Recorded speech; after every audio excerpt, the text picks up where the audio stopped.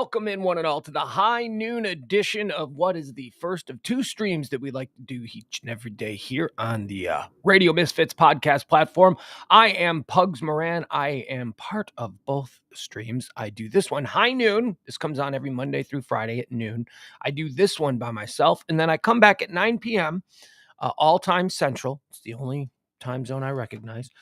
9 p.m. We call that Pillow Talk, and I do that with James Parker. That's Pugs and Parker proudly present Pillow Talk on the Radio Misfits podcast platform. My headphones sound weird today. Oh, God. I'm down to one pair of earbuds. Why do they break? I treat them well. This sounds really weird. I guess I'm gonna have to find a Five Below store because that's where I buy all my headphones from. Because I have had expensive headphones. Actually, that's not true. You don't buy headphones at the Dollar Tree. 9 out of 10 times they won't work at all. I went through that a couple of times where I'm like, oh, I'm in the checkout line at the Dollar Tree. Look, they got some earbuds for $1. It's always good to have extra earbuds. And then one time I went out for a run and I'd forgotten my headphones, but I'd had the Dollar Tree headphones just stashed in my car for such an emergency. And I put them in and they didn't work at all. Like, they didn't work at all. And by that point, I'm like, well, it's $1. And I think that's the metric that the dollar store is sort of working under.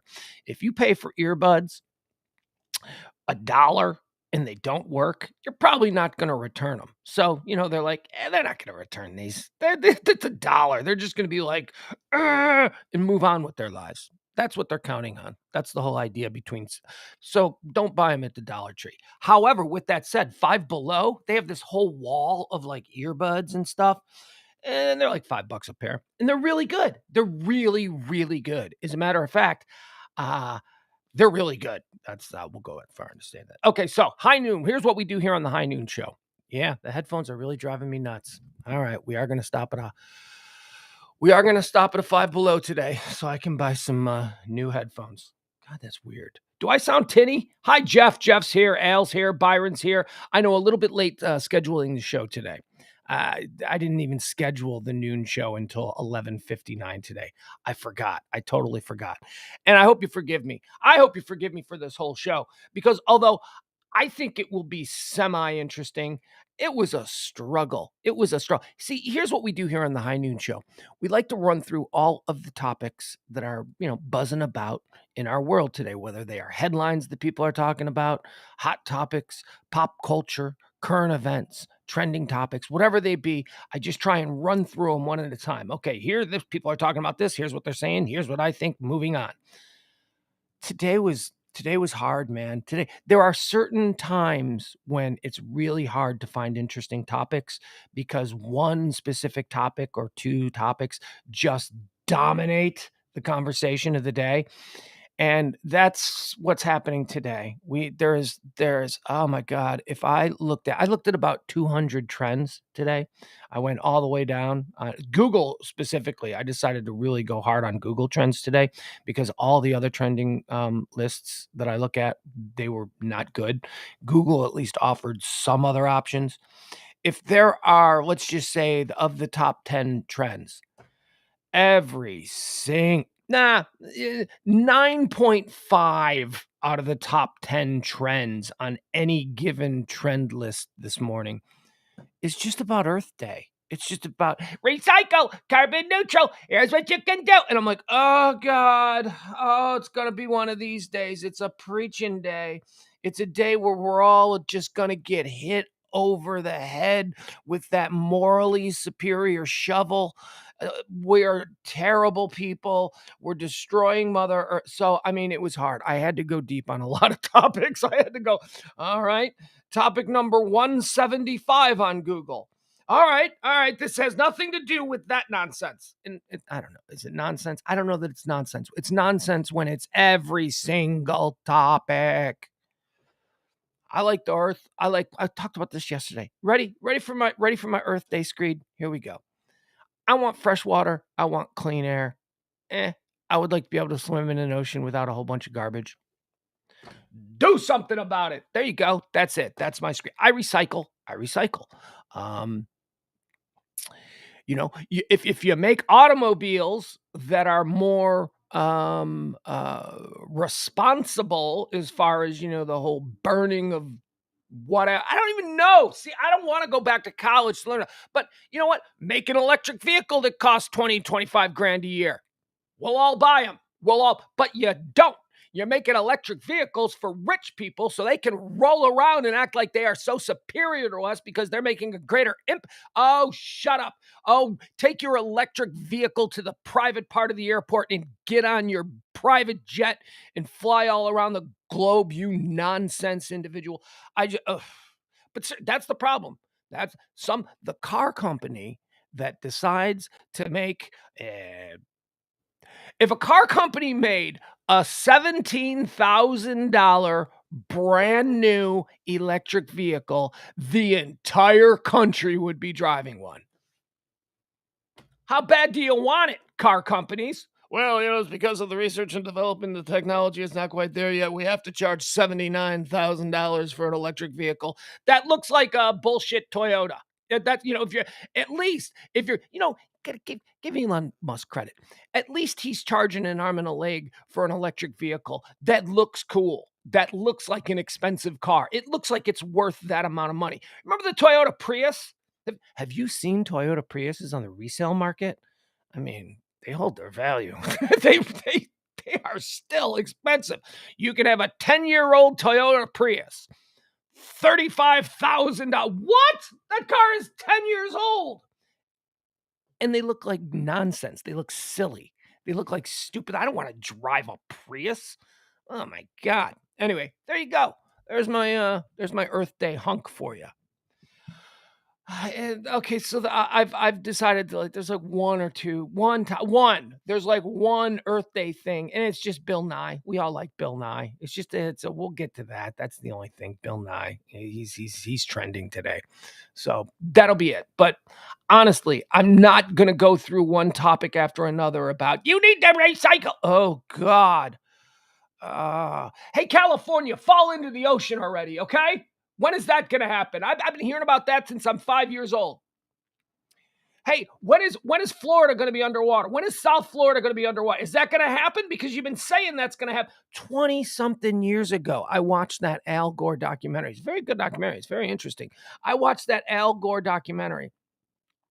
And by the year 2008, New Orleans will cease to exist. New Orleans is still there. New Orleans, half the people have left, but New Orleans is still there. All right.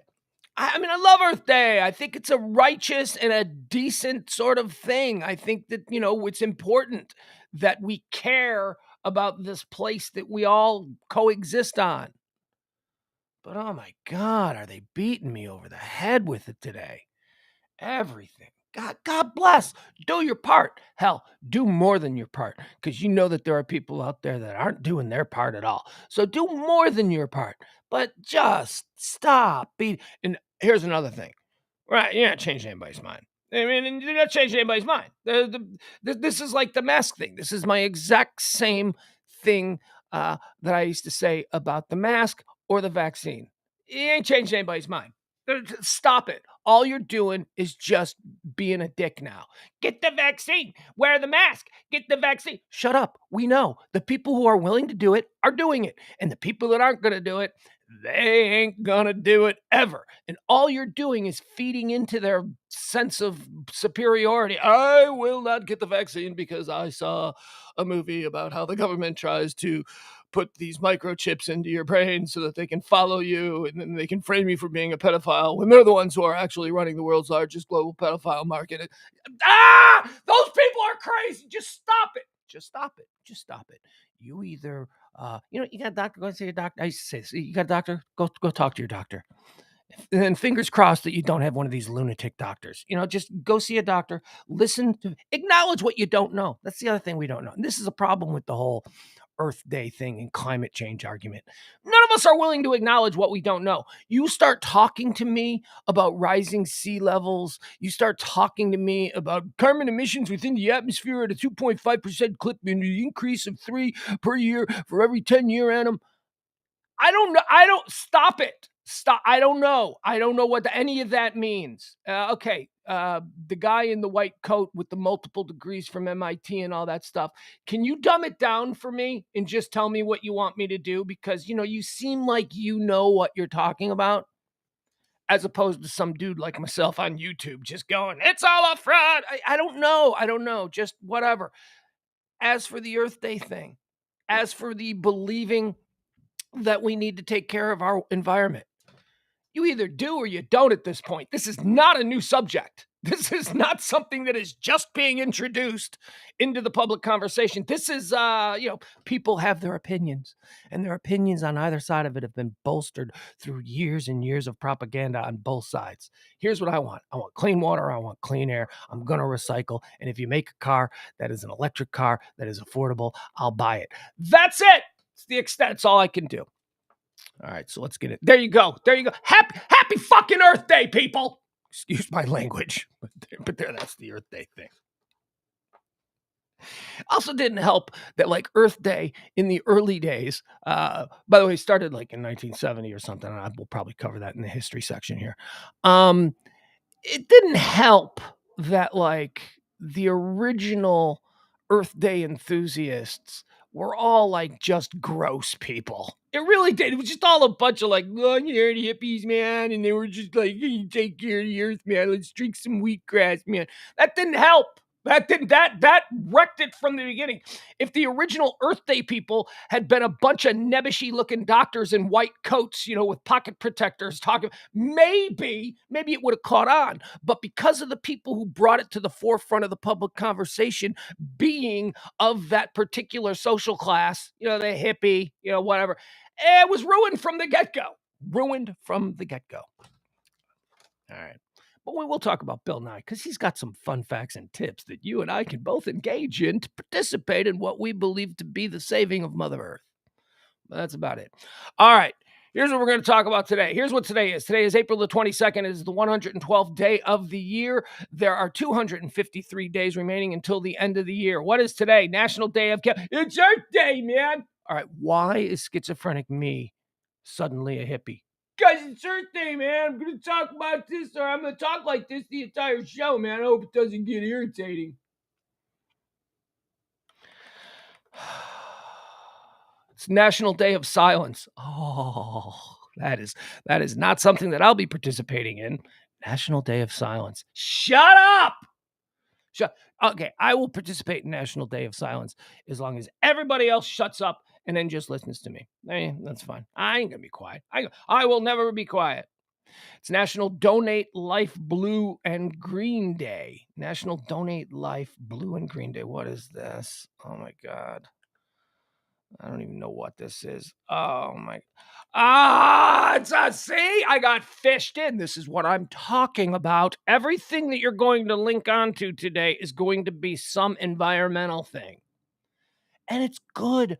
I enjoy the environment. More than most people. I will tell you, I was never until a few years ago really all that interested in being outside until I found myself, running and trying to be healthier and I would go out into the woods, and then sometimes in the middle of the woods, a mile, 2-3 miles deep into the thick woods, I would just stop and just kind of sit on a log in the middle of a forest. And I'd just be like, man, this is pretty cool out here. It's pretty, I got into bird watching. Yeah, that's right. I got into bird watching. I liked, but not like weak ass birds. Like I don't care about some little bird in a tree that's got interesting colors. Oh, cool. That bird has interesting colors. You know what else has interesting colors? My fecal matter. And I'm not going to sit around and watch that. But hey, I got into raptors. I got into predator birds. That's what I got into because I lived at a place that was just lousy with bald eagles. I would go sit in my backyard and I would just watch these bald eagles just steal fish out of the lake and then just like attack other birds and fight with the seagulls. I like hawks. I like eagles. I like falcons. We had all of them. And I used to watch them sort of rule over the wetland preserve that I lived on. It was awesome. So, yeah. So I like nature. National Donate Life Blue and Green Day is observed annually in April. It encourages us to wear blue and green. Oh, God, I inadvertently did that. I'm wearing a blue and green shirt.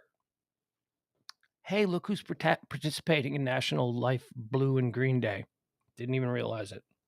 All right, whatever. They want, you know what? They want you to donate to Earth Day causes, which I guess, hey, look, wonderful. If you're so inclined, do it.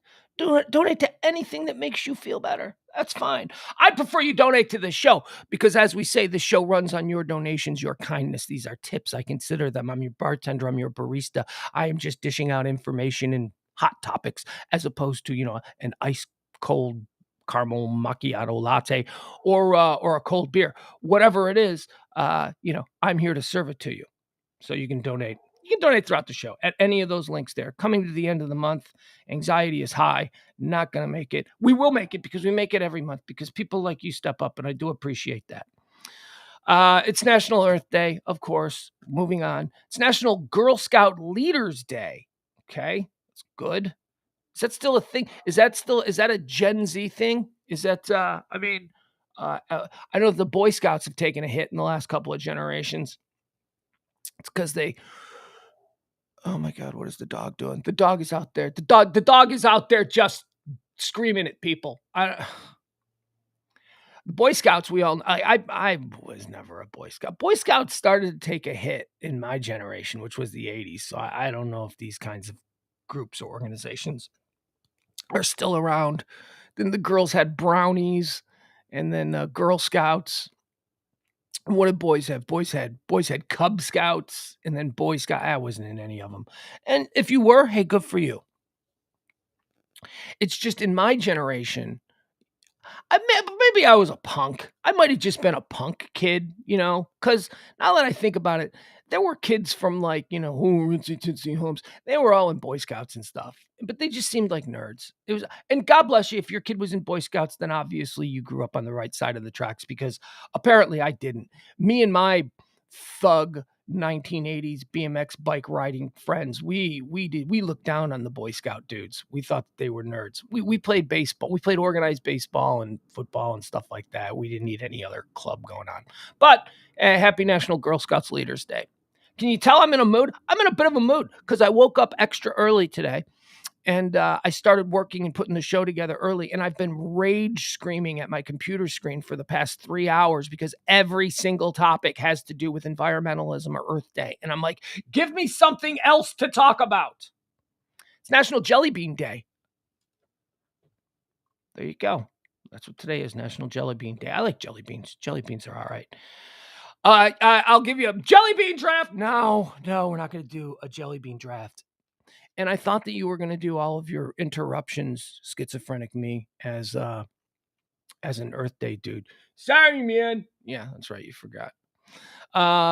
Here's what I will say about jelly beans.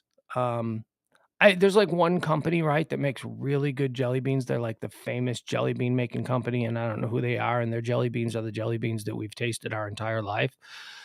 I don't like those jelly beans anymore. You know why? Because I've had Jolly Rancher jelly beans. You ever had Jolly Rancher jelly beans? Oh, change the game, baby. Jolly Rancher jelly beans. Should you find yourself in possession of them, be prepared for the jelly bean ride of your life. They are fantastic. They are the incredibly powerful tart, sour, sweet flavorings of Jolly Ranchers in jelly bean form. They're magnificent. So from here on out, folks, if you want to give me jelly beans, make sure that they are Jolly Rancher jelly beans. And again, it's not an endorsement. It is an endorsement, but it's not a paid endorsement. What happened on this day? Let's go through the history of today. Today, on this day in 1836, during the Texas Revolution, it was a day after the Battle of San Jacinto. We noted that yesterday. Forces under Texas General Sam Houston identify Mexican General Antonio Lopez de Santa Anna among the captives of the battle. Now, after the battle, General Santa Anna sort of mingled in with the rest of his troops. Like he was like, I ain't in charge here. He just kind of like mingled in. And he was trying to survive because they knew that they would get him if they knew that he was the leader. So he was like, I'm just one of the guys. And he was identified accidentally because all of the dudes that he tried to mingle in with were like, hey, General. So Shh, dude, shut up. I'm not a general. I'm just like you. Sorry, General. So he was captured when he was mistakenly given away by his fellow troops. On this day in 1876, the first National League baseball game is played at the Jefferson Street grounds in Philadelphia. 1876, on this day, the National League was born. And it's been the lesser league ever since. In 1889, at noon today, thousands rushed to claim land in the Great Land Rush of 1889. Within hours, the cities of Oklahoma City and Guthrie, Oklahoma, are formed with populations of at least 10,000 people. Far and away, right? That's the, excuse me, that's the Tom Cruise movie. The Tom Cruise, Nicole Kidman movie, where Tom Cruise has like the worst Irish accent ever. He plays an immigrant to the United States who participates in the land rush. Ron Howard film, good movie. It's a good movie. Far and away is a good movie. Well, that happened on this day in 1889. 1889. Let's do that again, huh? There's a lot of government unclaimed, unused, underdeveloped land in places like I don't know, just spitballing here, Montana. Yeah, but it's not unclaimed now because rich guys own like 50 million acre ranches. So, but imagine if they did that today. Imagine if if the government said, okay, we think there's not enough people in Nebraska. We think that we're going, instead of having this imbalance where it's like the East Coast populations are huge and the West Coast populations are huge. Let's try and even that out. So at noon today, everybody just line up on this road in Nebraska and then just run and claim your land. You know how big the population is? Oh my God, I'd participate. I'd be like, how much land can I get? But with my luck, see, you'd have to be in really good shape and you'd have to be really quick. Because I would get like a mile off the road and be like, okay, I'm done. All right, this little plot of dirt garbage is going to be mine. Enjoy that, ancestors. I'm giving you this totally untenable, unlivable land. You'd have to be able to outrun everybody else to get to the really good stuff, I would think. And then you'd have to be fast. And then I imagine there'd be a lot of fights. Anyway, I think it'd be a cool idea. Let's do that again. I want to see that. Hey, NBC, how about instead of doing The Masked Singer and other stupid shit, let's do that as a reality show. A co-production of NBC Studios and the United States government. On this day in 1954, the Red Scare, the McCarthy hearings began on television on this day, where Joe McCarthy just called everybody communist, and it was revealed that he had like brain tumors and stuff, and he was nuts. That happened on this day. A lot of careers destroyed by unfounded accusations. 1954, the Red Scare. And then on this day in 1970, the first Earth Day is celebrated. Hell yeah, man. All right. Okay. Not even going to delve into it. Don't care. I know. Hey, man, you spent like 5 minutes talking about the origins of 420 the other day. Yeah, that's interesting. Earth Day is not 420. Let's do some birthdays. Born on this day in 1904, died in 1967. Holy cow, he did not live long at all. He was only 63 years old. 4, 5, 6. He was only 63 years old. J. Robert Oppenheimer. Born on this day in 1904. American physicist, American academic. He, Fat Man and Little Boy. You know, the nuclear bomb. He was in charge of the program that basically introduced us into the nuclear armaments era. He cool, man. I'm telling you, I used to have a T-shirt that said this: coolest. Look, I know a lot of people have had cool quotes, but for my money, the coolest quote ever uttered was said by Robert Oppenheimer, J. Robert Oppenheimer, get it right. J. Robert Oppenheimer, after watching the first detonation of one of his nuclear bombs. So the bomb goes off, Oppenheimer sees it, and he says, and is witnessed by all these people that were around him, the first thing he says when he's watching the unbelievable destructive power of what he'd created, he uttered, "Now I am become death." the destroyer of worlds. That's some straight up Thanos shit. That is a bet. He just pulled that. He watched the explosion, and the first thing he said, like I said, I used to have that on a t-shirt with a profile of Oppenheimer. Now I am become death, destroyer of worlds. Destroyed him. Destroyed it, ruined it. J. Robert Oppenheimer did not like. He was petrified the rest of his life, probably led to his early death. I don't know. How did he die? Maybe a car accident. Maybe I'm just spitballing, making shit up now. But he was very he wasn't comfortable with what he had created. He understood the power. He understood the global impact of what it is that he had been a part of creating. Now I am become death, destroyer of worlds. Come on, man. That's pretty good. You, me, your neighbors, we couldn't come up with something that cool. He must have thought it through, though, right? He probably had that loaded in the chamber. He knew what he was going to see, and he just had that loaded up. Kind of like Neil Armstrong, one step from it. He didn't just freeball that. That wasn't improv. That was something that he really struggled to come up with. What am I going to say? What is the first words from the moon going to be?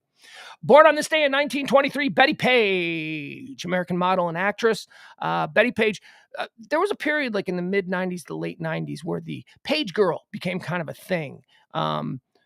Betty Page was a pinup model during the World War II era. She wasn't an actress, although I think she may have appeared in a couple of movies. She wasn't an actress or a singer or a dancer or anything. She was just a hot chick in the 1940s who was a pinup girl. They used to have these girls that, guys would pin up on the wall before Playboy, before all that kind of stuff. And there were a lot of girls that had like they were doing the whole Betty Page retro look in the 1990s. It was a good look. Rose McGowan is one that I always think of as having the Betty Page look. Also, the tattoo girl, the girl who does, what's her name? Oh, God, Kelly and I interviewed her. She's married to a whole bunch. She's married to a whole bunch of ne'er-do-wells. I don't know. Whatever. A lot of girls in the mid 90s and late 90s into the early 2000s had the Betty Page look. It was kind of a hot look. Thought it was kind of a good look. What else? Oh, Betty Page is also, if you ever see like old World War II movies, you'll see like on the front of like World War II aircraft, American aircraft, there'll be like a hot girl. You ever seen that? Like they painted like a hot girl in a bikini. That's Betty Page. That's almost always Betty Page. Betty Page, American model and actress, born on this day in 1923. Born on this day in also born on this day in 1923, Aaron Spelling, American actor, producer, and screenwriter. At one point, the most powerful guy in Hollywood, and he only did TV. Well, I guess he had Spelling Productions was massive, man. That guy was like printing money. I have to go let the dog in. The dog is being a complete asshole. I do apologize. We'll get to this. I can't move the show forward. Sit tight, folks. I'll be right back.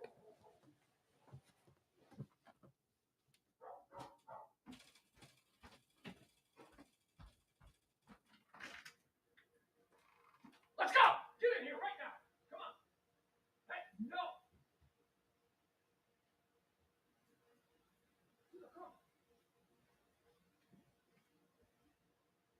Come here.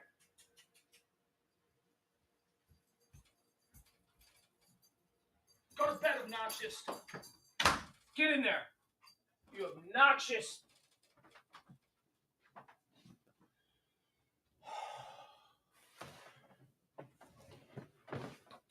She's just going nuts. She's just going nuts. And I go out there to see maybe there's somebody working in the back greenway or whatever. No. It was a squirrel sitting on the fence line just staring at her. She was going nuts. That was about a squirrel, you dummy. You are never going to... Don't come in here. I am not talking to you. Do not come in here. Go, lay down by the door. Sorry. Dog problems.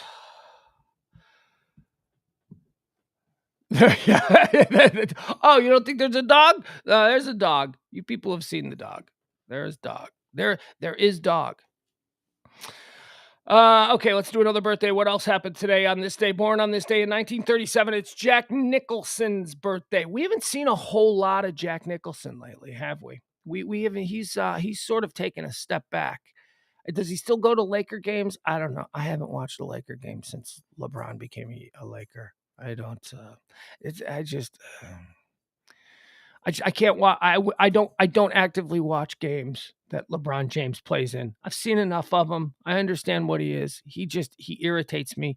Not because of any of actually his social work is actually very impressive to me. So that's not a reason that I hate him, because I don't like a guy that seemingly has no loyalty to any one team. He just talent shops. He just jumps around and goes to different teams, which, hey, it's his right to do. But I don't appreciate that. I'm an old man. I like the era when guys would play for the same team for 15 years through thick and thin, and it was a big deal when they finally got their championship. Yeah, that's what I liked. That's the kind of thing that I was into. So Jack Nicholson was born on this day in 1937. Jack Nicholson draft, man. All right. Yes, ladies and gentlemen, please welcome to the, I don't know what we'll call it. The celebrity draft, a Jack draft, if you will. Jack Nicholson celebrating a birthday today. Do you know I just had to look down and check the link to make sure that it was Jack Nicholson celebrating a birthday today? Because for a very split second, I thought, oh, wait a second. Did I misread that? Is it Jack Nicholas? It's Jack. Because when I was little, I used to get those guys confused. Jack Nicholas and Jack Nicholson. All right, Jack Nicholson draft. In the first round of the Jack Nicholson. And by the way, his filmography is. This might be the most difficult draft that I have ever put forth here on the High Noon Show. He's got some my God, I could do a 15-round Jack Nicholson draft, but the rules of the game state that we have to limit it to 5. Those are your rules, man. I know they're my rules, but we'll stick with them. All right, so in the first round of the Jack Nicholson filmography draft, and there's so many. Like, we could have a 5-way tie for first. Not kidding. Every one that you're going to hear here in all 5 rounds of this draft, a case could be made that they are number 1 in the Jack Nicholson draft. And what I've left on the table, the Jack Nicholson movies that are just there's no inarguable that they're incredible performance and incredible movies that I won't even mention here, because there's not enough room in a 5-round draft. Cuckoo's Nest, ladies and gentlemen. One Flew Over the Cuckoo's Nest is the first selection in the Jack Nicholson movie draft. And okay, and this is weird because I'm taking here at number 2 easily my favorite Jack Nicholson movie, and one of my favorite movies of all time, not number 1, but one of my top 3, certainly top 5 favorite movies of all time. And he only goes second in it because his performance in Cuckoo's Nest was so great. But his performance in The Shining, ladies and gentlemen, Jack Nicholson, The Shining, number 2 in the Jack Nicholson draft. Number three is a movie that I love, and I haven't seen it in like 20 years, and I am afraid that if I go back and watch it, that I will not like it as much as I liked it when it first came out. I saw this movie like 2-3 times in the theaters.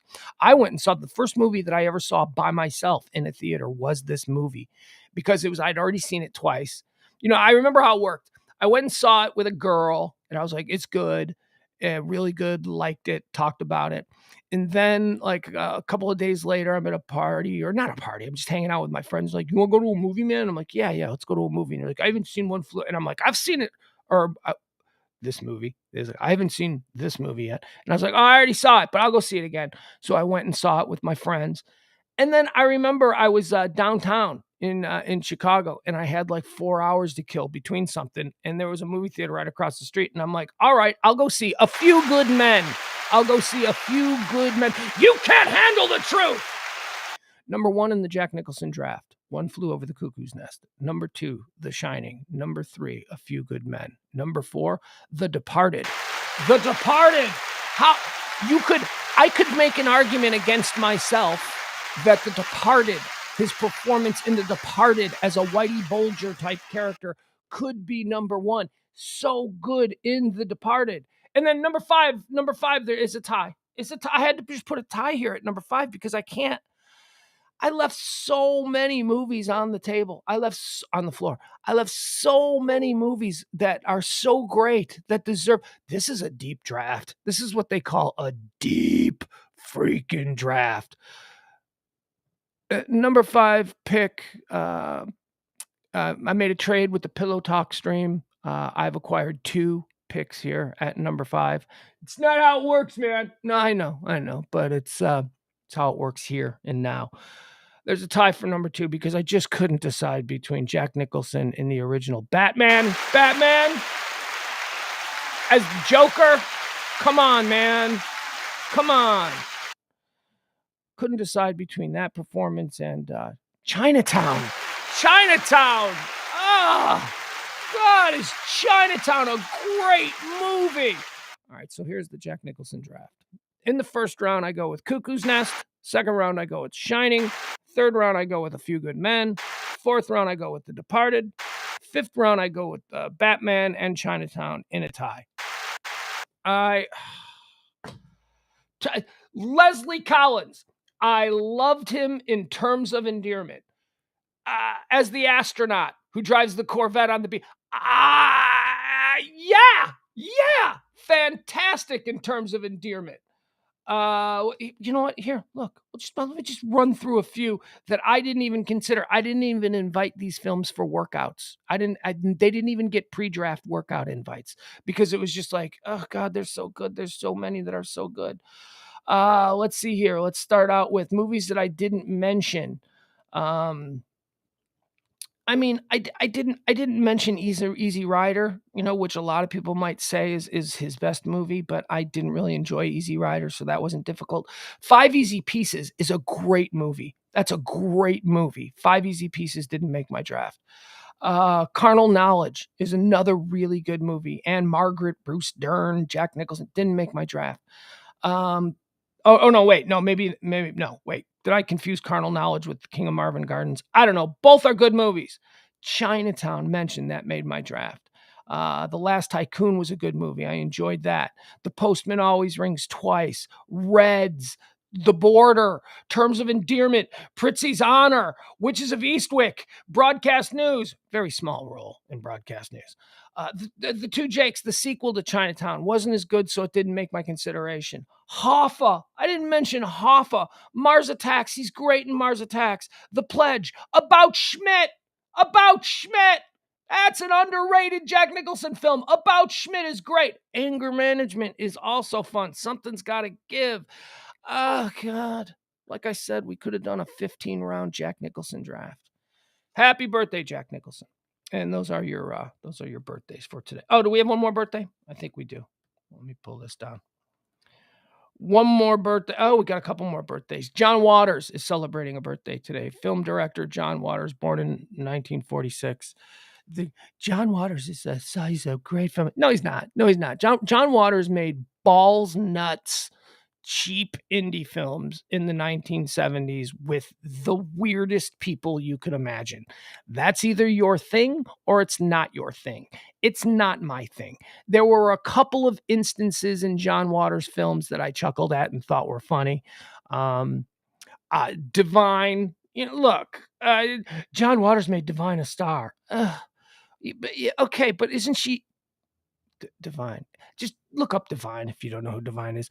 Isn't that a one-trick pony? I mean, I don't get what the whole appeal of Divine was. I don't get it. I'll put it to you this way.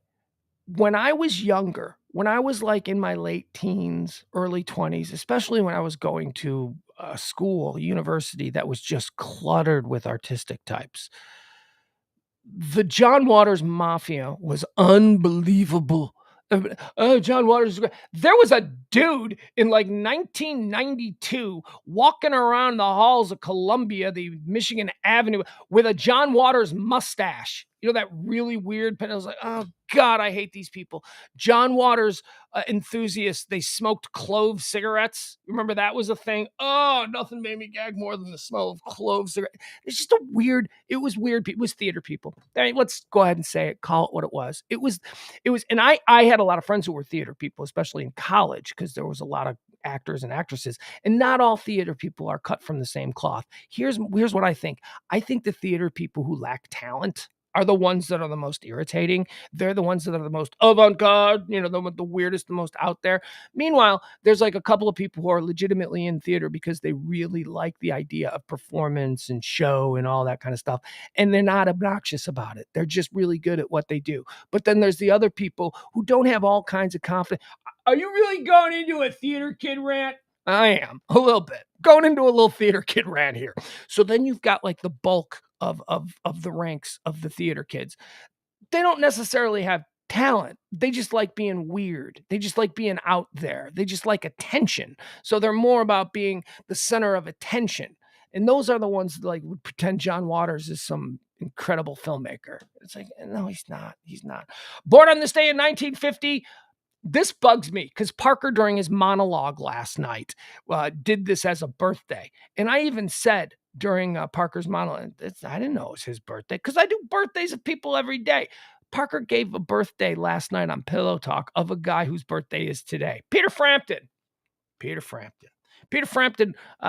We follow each other on Twitter. I don't know how Frampton ended up following me, but it made me feel alive.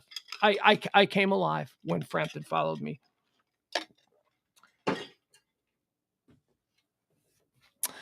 I got no more Peter Frampton puns, and honestly, I shouldn't have done the one that I did. Born on this day in 1990, Machine Gun Kelly, American rapper, singer, songwriter, and actor. Machine Gun Kelly. I'm a man in my 50s. I don't get Machine Gun Kelly. I think my kid likes him. He's 12. I guess that's the demo. Good for him. Hey, man, ride the lightning. Machine Gun Kelly, because it may not last forever. Right now, you're hot. Right now, Megan Fox finds it advantageous to be with you. A couple of years, that might not be the case. Megan Kelly? Did I say Megan Kelly or Megan Fox? Megan Fox. That would be a thing, right? If Machine Gun Kelly was with Megan Kelly and then they got married and she became Megan Kelly, Machine Gun Kelly. That, whoa, band name. Where's Ross Rubio? That's a band name. Megan Kelly, Machine Gun Kelly. Megan Kelly - Machine Gun Kelly. It is a cool name, though. Machine Gun Kelly. It's an old mobster name. It's cool. I like it. Who died on this day before we get into the trends? And can you tell that I am just dragging my feet trying to get into these trends because it's Earth Day, man. That's right, schizophrenic me. A whole bunch of Earth Day trends. Died on this day, Richard Nixon. He is not a crook, he would have us know. Richard Nixon, 37th president of the United States, born in 1913, died on this day in 1994. There are no other real significant deaths other than a guy who's trending today, and this was listed. He died today. He died on this day in 2022. Guy Lafleur. Don't you mean Guy Lafleur? No, he's Canadian. It's Guy. It's Guy, not Guy. Guy Lafleur. Iconic Montreal Canadien. Hockey royalty. One of the great hockey players of all time. So if you're a hockey player or if you're a hockey enthusiast, you know Guy Lafleur. You've heard of him. He died today. He died at 70. I don't know what he died of. 70, that's young. Maybe, I don't know, hit by a truck or something. Cancer, something sad, I'm sure. Because 70 something took you. Somebody, because, that's young. That's young. You don't just die naturally at 70 anymore. That's not how it works. All right, let's get into, oh God. All right, let's get into this. Ready? Are we ready to do some of these topics? And I have to apologize for this. The pledge to you that I make on this show is that I have no interest in being politically divisive. I don't want to get into politics, religion, any kind of culture war stuff and all that. But I mean, look, man, today is a very rough day because it's all about the environment. It's all about, I could have done 15 stories on baseball because other than the environment and Earth Day trends and headlines, pretty much the only other thing is that there's a bunch of stuff that happened in baseball. And I'm not going to do that. Don't worry. So I had to work extra hard. But undeniably, the big news of the hour, at least as we start this show here on this Friday, is the Disney versus Florida feud that has been going on for the last couple of days. The Florida House Legislature has passed a proposition to revoke the special status of Disney. Sorry about that. Didn't mean to do that. I got to turn this down so that doesn't happen again. But there we go. Oh, hold on. Let me see something. My apologies. We'll get back into the whole Disney thing. Bum, bum, bum, bum. A little pause, a little timeout.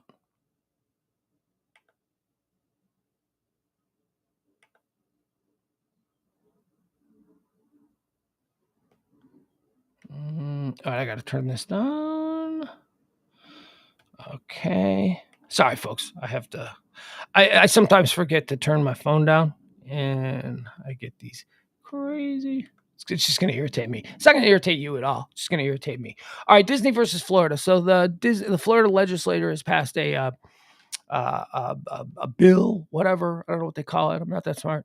That revoked Disney's special status around their park. Now, basically, here's what it means. When Disney not relocated, but when they decided to buy up huge swaths of land there in Florida back in the 70s, the political people at the time recognized what an economic boon to the economy of Florida that this would be. So they were granted special dispensation, tax breaks and all that stuff. In return, Disney would operate the fire departments, the police department, all of the infrastructures they put in, the water, the piping, the electric. Disney would pay for all of this stuff for this massive area, which includes a whole bunch of major Florida cities and towns. Disney would pay for all of this stuff, and Disney would take the hit on the police protection and the fire, because it was in Disney's best interest to have the surrounding areas of their Disney World place, be safe, not fall into disrepair. So they wanted to make sure that all the people who lived in that area, they had nice houses, nice plumbing, paved streets, police, fire, all of that kind of stuff. So Disney said that we will take care of all of that stuff. And in return, the state of Florida will give us special tax breaks on all of our earnings due to the past. So that's the deal. And that sounds like a pretty good deal. But because we've got this crazy thing going on, and I'll explain what the impetus of this whole is, because it's so manipulative. It is so nasty. And the only people who are going to be, well, I'll tell you the only people who are going to be screwed by it, because that's why this is trending today. So they revoked the special economic tax breaks for Disney that had been in place for the entire time. What this means now is that Disney will stop funding the upkeep of the surrounding areas. They aren't going to be paying for the police and the fire and all that, because it's not their thing anymore. It was part of the deal. The deal has been revoked, and so now Disney is going, all right, well, I guess all of these cities no longer have police and fire and all that. But the Florida legislature, they didn't consider that. They did consider that. I mean, I know that the governor DeSantis knew that would happen. So essentially what the story is now is here. Reedy Creek repeal could mean massive tax increases for the citizens of Florida and Orange County. It's $180 million that they need to raise immediately. So these Florida towns who, the state legislature, DeSantis is angry at Disney because there's people on the board that thinks trans people are okay. So they're punishing Disney for that, for saying, come on, stop with all of this, being mean stuff. That's what Disney said. They're being activists. Let's pull all of their economic tax breaks. So they pulled the tax breaks, and now Disney's like, okay, I guess nobody in this part of Florida has cops or fire or ambulances or running water or anything, because we ain't paying for that anymore if you ain't giving us the economic tax breaks that we dealt, or that we made the deal on all these years ago. Let's see here. So look, here's what it's about. DeSantis, who, he's a very polarizing guy, whether you like him or not, it doesn't matter. He wants to be president of the United States. DeSantis' entire motivation here isn't the well-being of the people of Florida. It is placating a group of people nationally who are only going to know him as the guy who stood up to woke Disney, right? That's a national issue that he's going to use when he runs for president. Now, there are some other problems there, because there's another Florida resident who's probably going to run for president who is, a favorite of that exact same base. Of course, we're talking about the former president. So DeSantis is going to have a war on that front. They're going to have to try and figure out how they're going to do that. But nationally, this whole thing is about nationally DeSantis being able to stump after Iowa and go from state to state and say, I stood up to woke this. Meanwhile, the people in Florida who probably didn't think this through and didn't understand that their police and their fire and their water and their power and all that stuff was being provided by Disney, the people in Florida are like, well, wait a second, what does this mean? And now the local governments in those places are saying, well, I'll tell you what it means. It means that your taxes are going to rise now almost immediately they say in the story that they're going to, there are certain caps on what you can tax people for property tax and, all of the little municipal taxes that we pay. There are certain caps that were put in place. Now they're going to blow through those caps because they have to. Now these individual Florida towns have to pay for their police and their fire and pave their roads and all that stuff. So it's turning into a massive cluster F. And the people of Disney, not the people of Disney, but the people of Florida who were supporting the whole idea of, stand up to woke Disney executives, they didn't think it through. And now there's just going to be a huge, massive tax burden that they'd never had before. They enjoy their low taxes. They enjoy all of the fact that Disney is flipping the bill for all this stuff. Suddenly that's gone away. So now that's a very big problem. And quite frankly, the people in the Florida legislature who pushed and sponsored this bill, they all want to ride DeSantis's coattails to the White House. They're not worried about whether or not they're going to be the face of the guy who raised taxes 500% for a certain part of Florida. They ain't worried about it. They're done. They're going to ride the coattails of DeSantis wherever he goes. This is just not well thought out. What Disney provides to Florida is incalculable. It's massive. I mean, most people go to Florida just for Disney. I'm sorry, but Jacksonville isn't drawing people from across the country. It's just not. It's about Disney. It's about going to Disney and all of the things that sprung up around Disney. Oh my God, this is such a stupid move. This is such a dumb. Adam says, I wonder how much in tax incentives they get. I'd assume it's equal or more. Otherwise, they wouldn't do the deal. So Disney is probably coming out on top. They're not doing it out of kindness. Well, the deal that was made I was reading about this last night. The deal was that Disney could essentially operate in the state without what was the term that was used? It was some term about the tax level that they would. No other corporation in Disney pays as little taxes to the state as Disney does. But it's not just because, why don't they pay taxes? Well, I'll tell you why they don't pay taxes, because they provide police and fire and infrastructure, and they pay for all the things no other corporation pays for. So that's why they got the deal.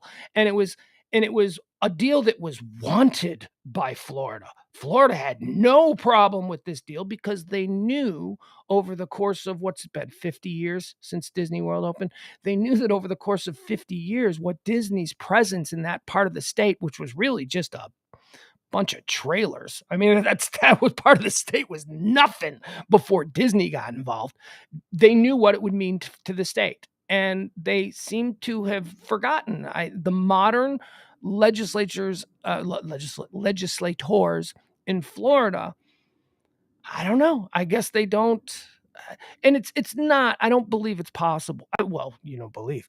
Could Disney just move out of Florida? Holy shit. If Disney just went, all right, fine, we'll find somewhere else that has year-round nice weather. We'll find another state that is willing to give us crazy good breaks and all that to offset whatever it is that we're going to lose in this trend. We'll shut down the parks for a year or two. That's fine. We'll just move somewhere else. Or maybe just move it to Southern California. Hell, move it to Tijuana. I don't know, whatever. But if Disney were to pull out, like in total, from that part of Florida, oh boy, you would have, I don't know what the worst dead city in Texas is, the former industrial giant city that had money and a tax base and a middle class and a thriving economy. I don't know what that is, but that part of Florida for me, growing up in Chicago, it's going to be Gary, Indiana really quick. Just nothing but closed down steel mills. Just the worst neighborhood in America that you could ever find yourself looking for a gas station in. That's the fear.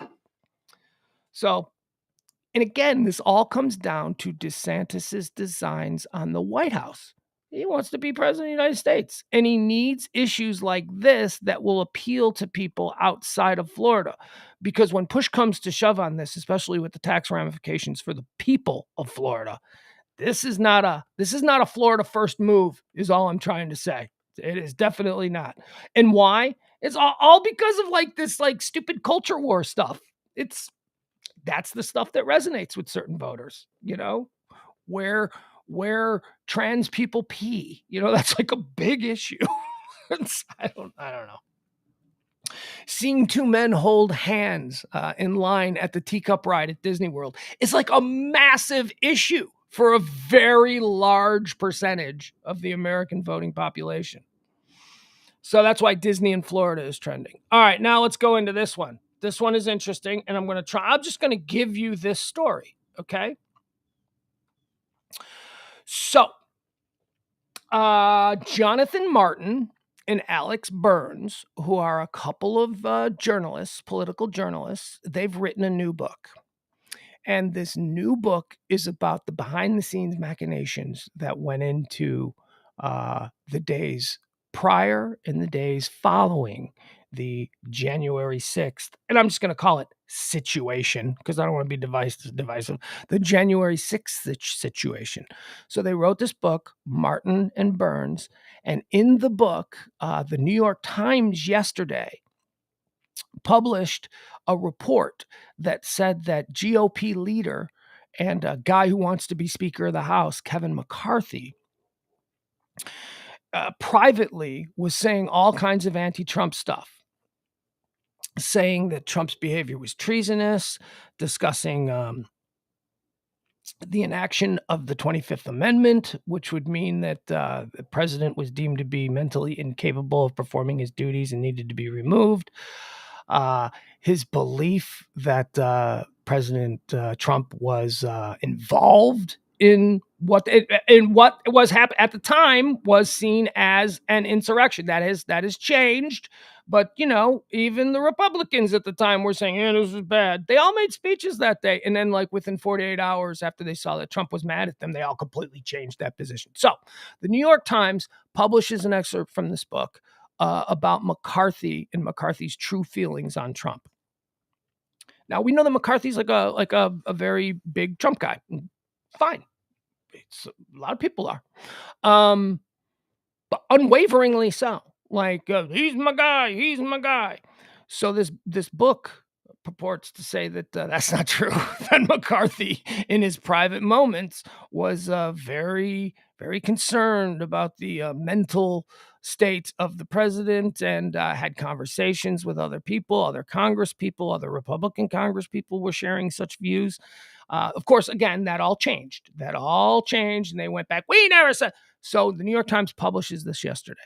Kevin McCarthy yesterday, in response to it, goes nuts. This is another example of fake journalism. They're just making stuff up out of, he did that whole bit. He did the whole thing where how is the New York Times allowed to just write falsities? How are they just making stuff up? I never had a conversation about that. I never said anything of the sort. I never believed that. That is a complete and utter lie. And this is character assassination. He even threatened to sue. I'm going to sue. This cannot stand. The New York Times, fake news, all of this.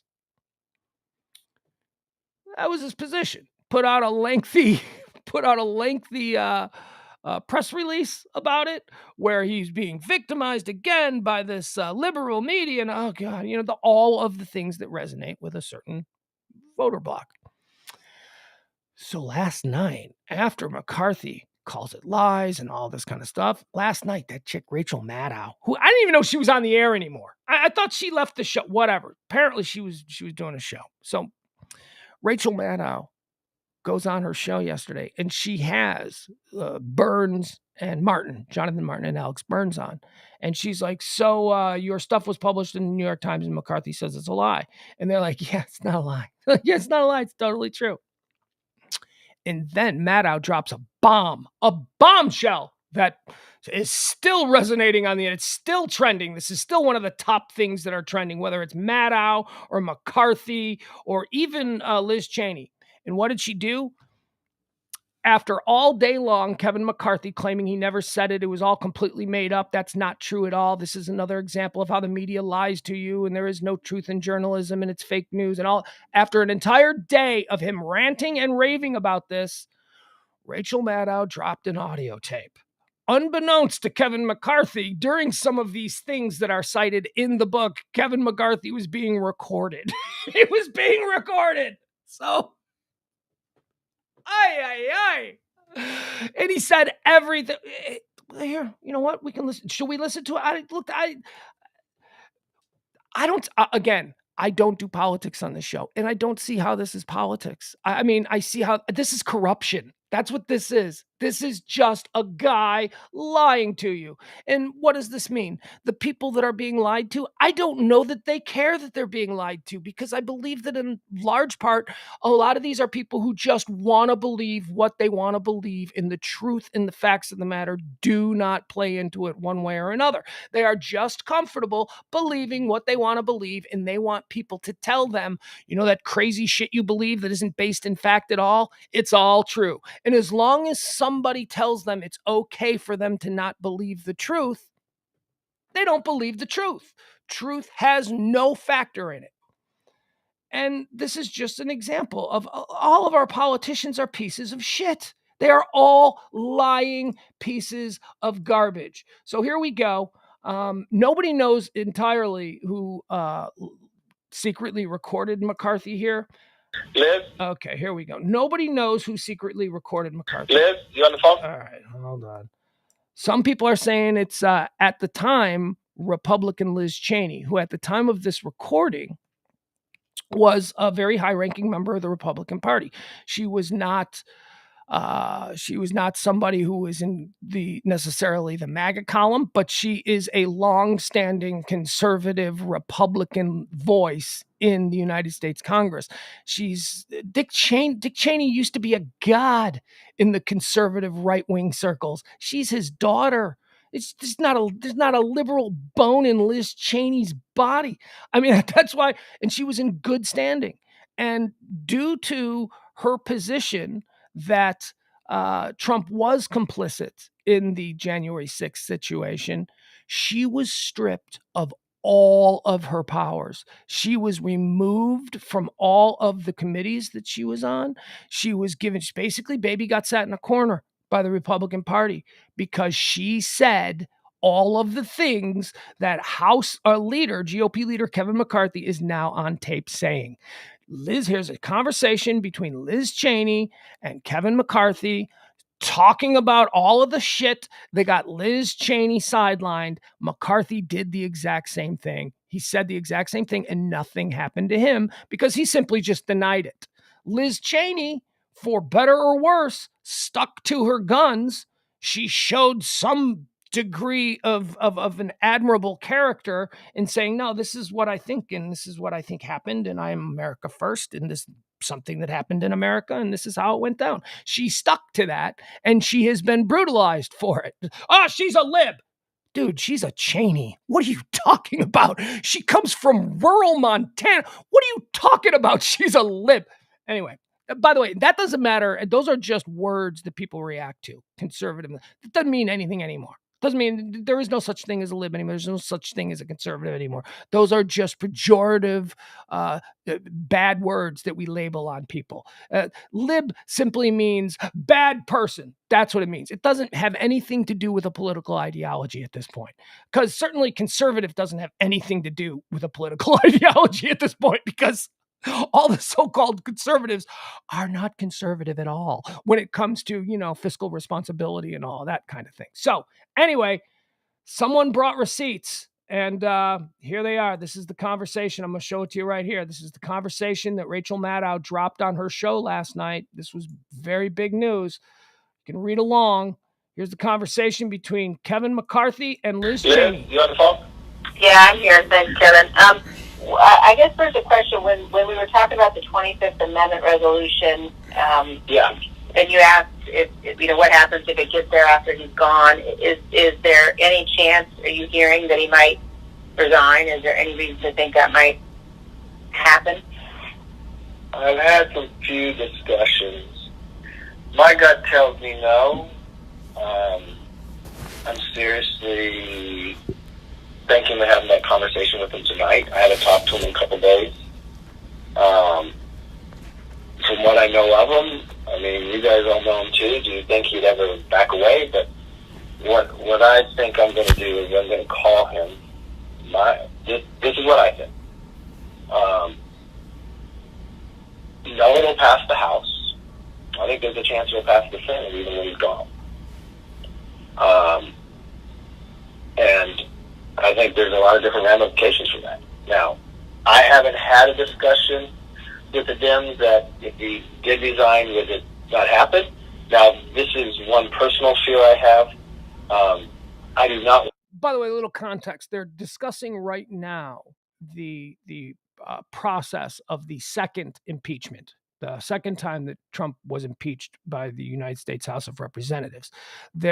Kevin McCarthy is saying, by the way, it's not anything that they'd ever said publicly. He would ever admit to publicly. In fact, like I said, he denied that this ever happened. This conversation that we're listening to right here, he completely denied that it happened. The New York Times is lying.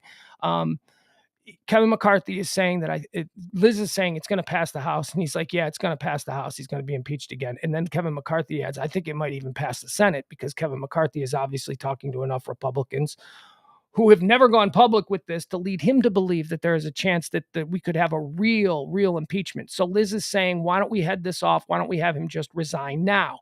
Now, he has already lost the election, so he's going out anyway, but we know we went out with a fight. So Liz Cheney is talking about their options if he refuses to resign, 25th Amendment, to which Kevin McCarthy in this audio tape sounds amenable to. He's like, yeah, we could talk about that. Kevin McCarthy is also saying that he is going to speak with Trump. He's going to give him a call. He's going to talk with him. But as he says, well, you know the guy. I mean, do you think he's going to back away? It's that kind of thing. He's saying he's not. It doesn't matter what we advise him. He's going to do what he wants to do. So Kevin McCarthy is now about to tell Liz Cheney, I'm going to call Trump. I'm going to tell him he needs to resign. I don't want to get into any conversations about Pence party, anything like that. I mean, the only discussion I would have with him is that I think this will pass, and it would be my recommendation we should resign. There you go. That's the story that was reported by the New York Times yesterday, that Kevin McCarthy believed that Donald Trump should have resigned after the January 6th situation and the second impeachment. He denied it. Kevin McCarthy says he never thought that. The only person who spoke publicly about it was Liz Cheney. And because she spoke publicly about it, she was sidelined. Her career was destroyed. And now she's a liberal. Again, she's a Cheney, but apparently she's a liberal. Kevin McCarthy said, I never said that. I've always been on Trump's side. I didn't think he did anything wrong. And now here's the audio. I mean, that would be my take, but I don't think he would take it. But I don't know. So there you go. That's the audio tape. Kevin McCarthy basically caught lying about something that's fairly important to the MAGA base. Now, how will they react to it? Not at all. I imagine they won't react to it at all. I imagine that, that's a fake tape. It was edited. You can do anything with audio tape. He never said that. So that's the world we live in. But that's a big story that's happening today. The McCarthy tapes. Oh, look at that. On the anniversary of another American McCarthy, Joe McCarthy, starting his Red Scare hearings, trending today, the McCarthy tapes. But it's really, I mean, Liz Cheney, I'm not a fan of any of these people. I mean, I'm really not. They're all politicians are garbage to me. But I mean, at least Liz Cheney stuck to her guns. And isn't that theoretically what we're supposed to look for in a politician? Somebody who believes what they say and says what they believe and all, and instead of, being one of these guys who says one thing in private about, listen, this is how I feel, this is crazy, and then when the cameras are there, says the complete opposite and is totally comfortable lying about the way that they really feel. Even Kevin McCarthy had no idea that was recorded. No idea. Otherwise, he wouldn't have been so outraged at the nerve of the fake news media printing this story. All right, moving on. There you go. Oh, it was also, there's another thing that's trending about the news media, and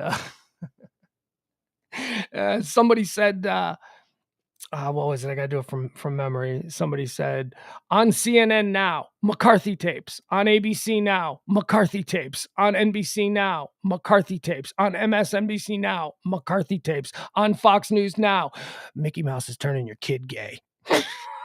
So, it's like, what are you getting? What are you? Guy Lafleur is trending. Guy Lafleur, hockey legend. He died today. Montreal Canadiens icon Guy Lafleur, who captured 5 Stanley Cup titles and was a hockey hero in Canada long before his NHL playing days, has died. He was 70 years old. Godspeed to you, Guy Lafleur. Madeline Mccann is trending. This is not a feel good. This goes back 15 years now. Do you remember Madeline Mccann? Madeline Mccann was the adorable little 3-year-old British girl who her parents were vacationing in, I want to say Portugal or somewhere like that, Spain, somewhere. And she was kidnapped. She was abducted. She was missing. There was a worldwide search for little adorable 3-year-old Madeline Mccann. 15 years ago, that went down. Portugal, it didn't happen in Portugal. Portugal today has ID'd a suspect in the disappearance of British girl Madeline Mccann. Yeah, I don't know who did they identify here? Let me click on this. I was going to just pass over that. 15 years later, Portugal identifies a suspect in the probe of missing British girl. Prosecutors in southern Portugal are formally accusing a suspect in the investigation into the disappearance of Madeline Mccann, a British girl who disappeared 15 years ago while on a family vacation in the southern European country. Statement on Thursday by the public ministry of Faro, the largest city in Portugal's Algarve region, did not name the suspect, but said that they were acting on a request by German authorities and in coordination with English investigators. In the mid-2020, Germany's police identified Christian Bruckner, a German citizen, as a suspect in the case. Mccann was 3 years old at the time of her disappearance from an apartment where her family was vacationing. Bruckner, 45, is serving a sentence on drug offenses in a German prison and has a pending 7-year sentence for the 2005 rape of a 72-year-old American woman in Portugal.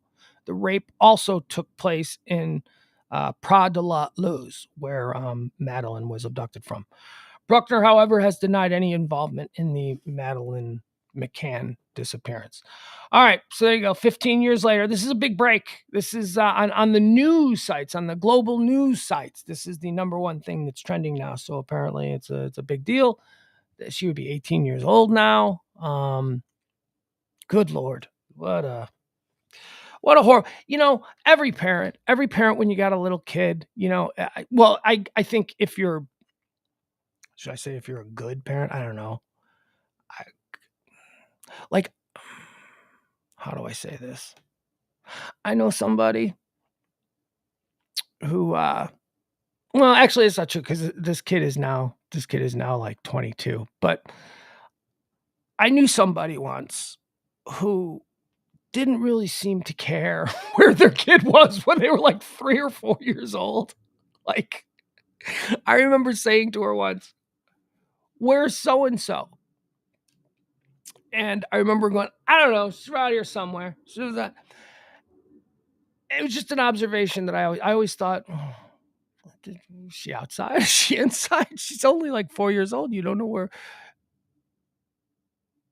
I've given away too much. This person's not listening. Anyway, when my kid was little, when my kid was very little, of course, we all think that our kids are the cutest things in the world. And if anybody's going to get snatched, it's going to be my adorable little angel. They're going to take one look at that little punum and they're going to say, you know what? He's mine now. So every parent has this crazy feel. And I have to tell you, my kid's 12 years old now. And I am no longer concerned. There's some 12-year-olds. Like you see some 12-year-olds. I guess if I had a 12-year-old daughter, I would still be concerned about some dude in a creeper van pulling up, sliding open the side door and going, get him, and dragging him in. I guess that is a real fear for some people. But I look at my kid, my 12-year-old, and I'm like, his shoe size is bigger than mine. He's dislocating his shoulder trying to power lift. He plays offensive line and tight end now and linebacker on his football team.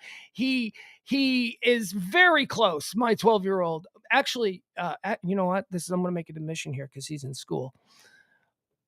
If my 12-year-old son, who is about 5'9", 5'10", maybe. He's big. He's very wide. He's not fat, but he's thick. Calls himself a thick boy. Spells it THICC. But he's not fat, but he's just thick. He looks like a little offensive lineman. He's probably going to be one of these high school kids with the neck because he's really into weightlifting, which I don't know where that comes from. My point is, you couldn't kidnap my kid. Have at it. You want to try and kidnap my kid? He's out there. He's been working on his 40 time as an offensive lineman for 2 years now. You're not going to catch my kid. Secondly, it ain't going to be easy. And sure, maybe ultimately you could get him into the van, but I think about halfway through the attempt to get my kid in the van, you're going to give up because it's going to be way too much trouble. He's going to do things. He knows sleeper holds. He knows arm locks. He's going to break your fingers. That's what he's going to do. He's going to break your fingers. He's going to stomp your toes. He's going to do all of these weird jujitsu things that maybe, you're a bigger human being and you could take him. But he's going to get his pound of flesh. It is not, my kid is essentially what I'm trying to say, too difficult to kidnap at this point. And thank God. That is such a relief. Now it's just like, go wherever you want. Get on your bike. Go wherever you want. Nobody's going to take you. Guns, I guess, if there's like some kind of a weapon or something like that, but not the traditional just snatching the kid off the street because he's just walking home from school. Not only that, but my kid has like a really sarcastic and quick wit about him. So while this is happening, he's going to be just dismantling you emotionally and psychologically. Things he'll say to you while you're trying to get him in the van, it's just going to destroy you. You're going to lay awake at night going, I can't believe that kid knew about my mother not hugging me. He's just going to go places and he's going to hurt you. And I'm not saying... Okay, so back to what I didn't want to admit to. I have found myself within the last few months, whether we are play fighting or play wrestling or just seriously having a fight where it's like, get in the shower, and you're trying to push him get into the shower. I'm tired of this nonsense. I think that if I really had to, that I might be able to take him. But, oh, man, there is a really good chance. I mean, after every time I wrestle with him, we can only wrestle for like a couple of minutes. And then it's like, okay, we're done. Okay, enough before this gets out of hand. That's the excuse you use. But really, I'm like, my heart's going to explode. I do not have the cardio to keep up with this kid. This kid is just going to cardio me into a grave. So that's one of the nice things about being a parent of a 12-year-old boy is that at this point, there are certain things we can check off the concern list. I'm not worried. Well, of course, now we got to worry about him getting girls pregnant. We're moving into that area. That's another one that's scary, but not quite as scary as the creeper van just grabbing the cute little kid that's walking down the street. All right. So Madeline Mccann, a suspect, has been named. But can my kid beat up Chuck Norris? That is a callback to the Pillow Talk show that I do with James Parker at 9:00. James Parker, who is a big guy. He's a bigger than average guy. He's tall and he's not fat or out of shape. Doesn't really have a day. He's got thick, wide shoulders and all that kind of stuff. He's a country boy. But he's not like bouncer big. Like you wouldn't like. Well, I mean, I guess you could make him a bouncer because he does have height and stuff. He's about 6'3", something like that. But he's not like one of these, he's not like a big, scary, intimidating guy, but he is big. He is a big guy. He is a larger than average human male. But again, he's not 6'6" and 300 pounds. He's a big dude, but he's not. So having said, and I don't believe that he has any kind of fight skills other than like I don't know. He's got long arms and stuff like that. So if he just threw a punch at you, he would have some kind of a reach advantage over most people. But I don't know that he knows where to punch you. I don't know that he knows, like, people who know how to fight. If they're going to throw a punch at your face, they're not just aiming at your head. They're aiming at a specific spot that they know because they've been trained, which brings us back to Chuck Norris. Chuck Norris knows where to punch you. He knows how to punch you in close distances. James Parker thinks he could take Chuck Norris because Chuck Norris is like 70 something years old. That's it. That's all. And I'm like, I understand the rash. He's probably frailer than the average person, but I think that Chuck Norris would give him a hinge shot. He wouldn't know what to do. Chuck Norris would probably understand that his current physical state of readiness is not what it was when he was making all those movies in the 80s. But still, if James Parker stepped up to Chuck Norris would just like do a quick hinge shot and drop him. Hinge shot is where you hit him right here where your jaw and your neck meet. That's where you want to hit somebody. You hit somebody there and their whole head is going to go, and they're going to have a little power glitch in their mind. They're going to go, they're going to power down for a split second.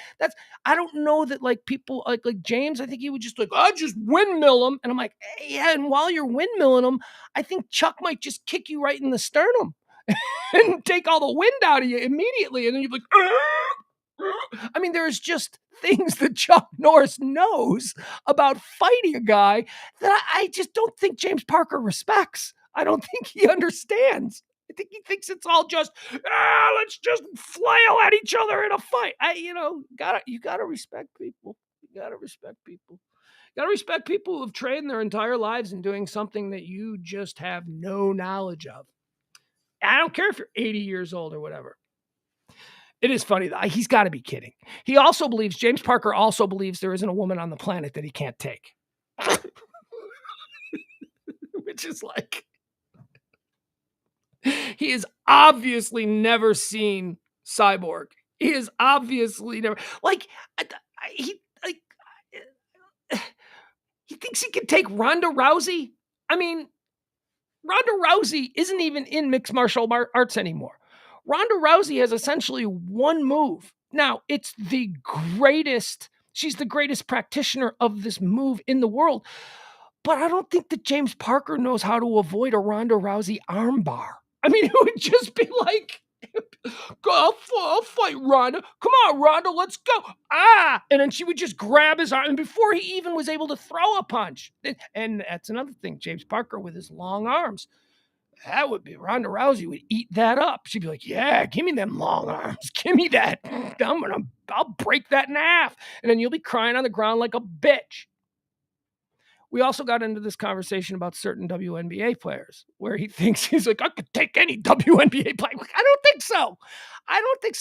I think that a 6'10", 280-pound human, which some of these WNBA players are just really big humans. Forget the fact that they're women. They're just big humans.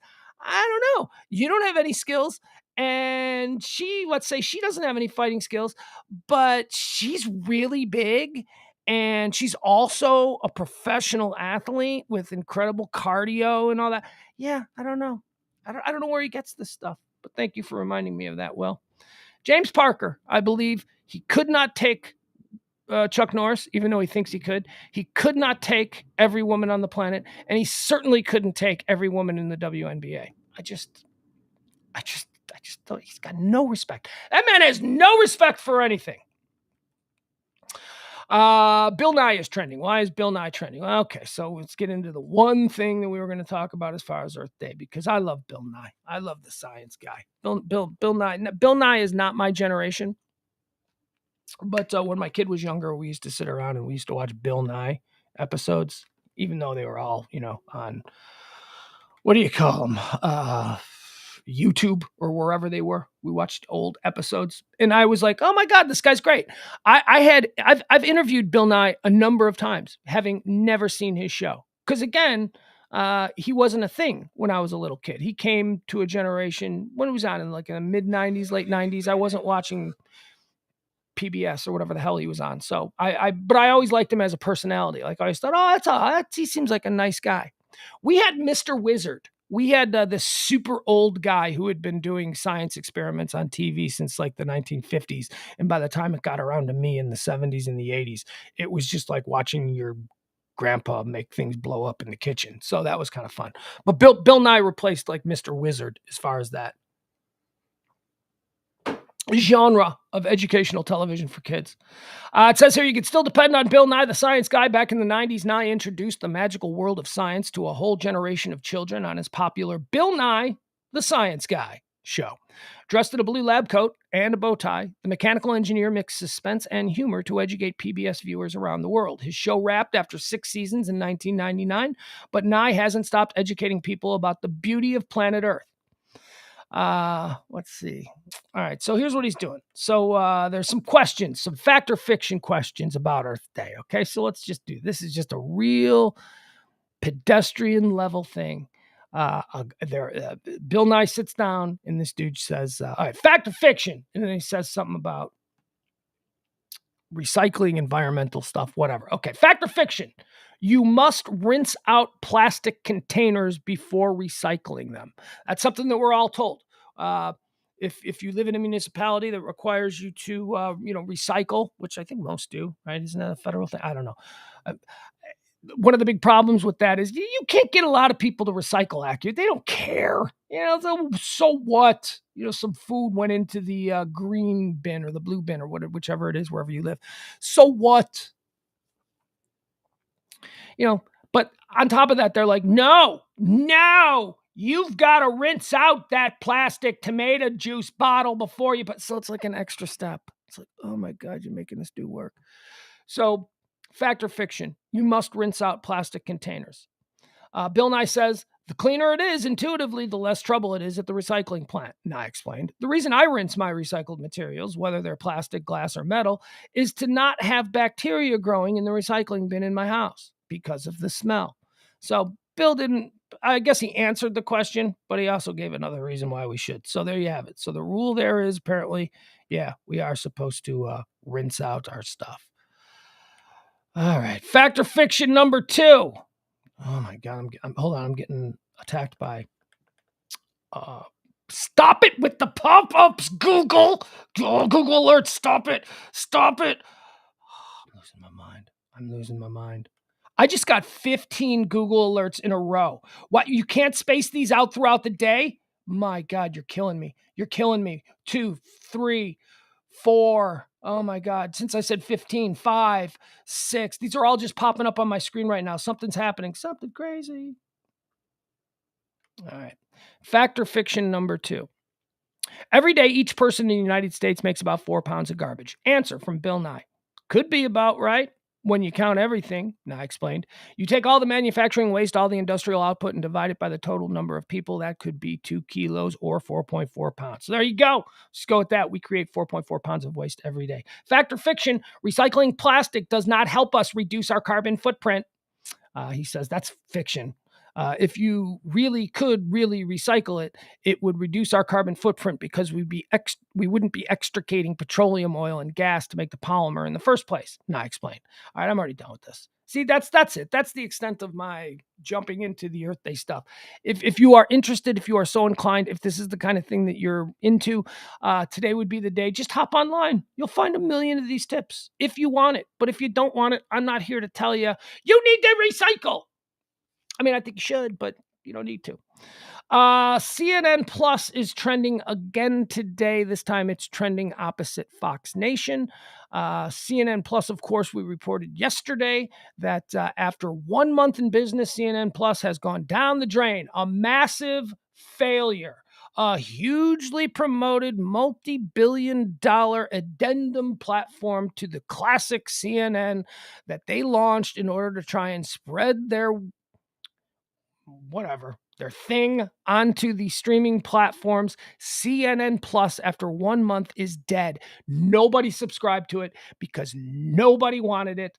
It is, let me put it to you this way, in media circles, CNN Plus is the new Coke. It is as massive a failure as New Coke was. New Coke had always been the big business expansion of a known legacy product that failed, that people would chuckle about. It is now CNN Plus, and it is CNN Plus. I went on and on about this yesterday because it was the most misguided, self-involved, pretentious bullshit that was put out, that could possibly have been put out. CNN Plus failed because here, it's trending along Fox Nation because they're saying Fox Nation is a success.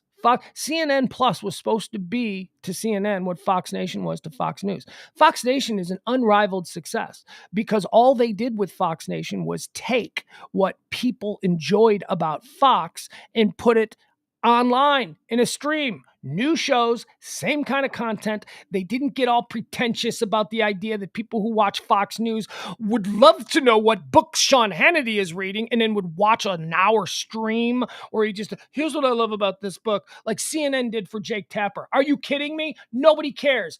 Don Lemon cooking. There was a cooking show or something with Don Lemon where he was like, this is how I chop my vegetables. Nobody cares. You pretentious, self-involved moron elitists at CNN who think Fox News knew what they were doing. They knew what they were doing. They're like, God, okay, so we only got 24 hours in a day. We're just cranking out this content, and these people, I almost said these idiots, these people are just eating it up. We're giving them exactly what they want. They want to be angered. They want to be stirred up. How do we expand this beyond the 24-hour cycle so that we can make more money? I know. Let's go online. Let's do a streaming service, and then it'll be like a Fox News, but a stream of Fox News, and we won't just take the stuff that's on Fox News cable. We'll just create all new people, and they'll do the exact same thing. They'll stir it up, and they'll try. That's why Fox Nation is successful, because the people at Fox know what they're doing. They know. So the people at CNN exist in the world. People at CNN want to live in a world that is perfect, a world that we should all, an aspirational environment where we all read books. And, Jake Tapper is so interesting. And I'd love to know what he's reading, and I'm going to watch him. That's the world CNN thinks we live in or wants us to live in. Fox News lives in the real world. Fox News understands that their entire draw is that people go to work and they get shit on at work, and then they fight traffic, and then their engine light comes on, and then they walk into the house and nobody gives a shit that they've just slaved all day to put a roof over everybody's head and food in their bellies, and all they want to do is sit down in front of a TV and watch another angry guy tell them why it's all right that they feel so angry. That's reality. That is reality, and that is what Fox News does better than anyone else, and it's why they're so successful. CNN wants to pretend that that very same guy cares about shit they just don't care about. Shit that's just not important to them. So they horribly failed. CNN Plus offered a bizarre twist on the formula that Fox News and Fox Nation have CNN proper was already struggling against its cable news rivals in linear TV ratings. Don Lemon, Jake Tapper, and Anderson Cooper just don't attract the dedicated viewers of Fox News channels. Tucker Carlson, Sean Hannity, and Laura Ingraham. With CNN often running third in the cable news, creating a brand extension seemed counterintuitive at best. See, that's the other thing. Nobody is watching Don Lemon. I mean, I know that you've got you're like, oh, Don's numbers are up. Yeah, but you're still shit. The numbers are still, if the other guy's got 100 people watching and you've got 2 people watching, and then suddenly one night you've got 3 people watching, that's not a victory. The other guy still has 100. You're still doing something that is radically bad. Not bad spiritually or whatever, I'm not, or technically or journalistically bad. You're doing something that people are not buying. And just because you've added one guy, oh, look at that, our numbers are up by 50%. Yeah, but you still only have 3 listeners or 3 viewers while the other guy's got 100. You don't know what they want. You don't know what they want, and you're not giving it to them. You're giving them what you want them to want. And there's only a few people who are down with that nonsense. So the idea that they would go, well, Don with his 3, and again, these numbers aren't real. I'm just, dumbing them down for us to have a normal conversation. So when Fox News has 100 people watching and CNN has 2 people watching, and they go, well, maybe we could do maybe even more people. Maybe one of those 2 people will watch this special Don Lemon cooking stream that we're putting. It was so misguided. It was so stupid. Nobody is watching these. We don't need more. Here's the thing. Nobody wants more Jake Tapper. Nobody wants more Anderson Cooper or more Don Lemon. But you know what people do want? People want more of that Sean Hannity smoke. People want more of that Tucker Carlson vibe. People want more of that Laura Ingraham thing. I'm not saying that's right. I am not making any value judgments on making these statements. I am simply saying what the reality is.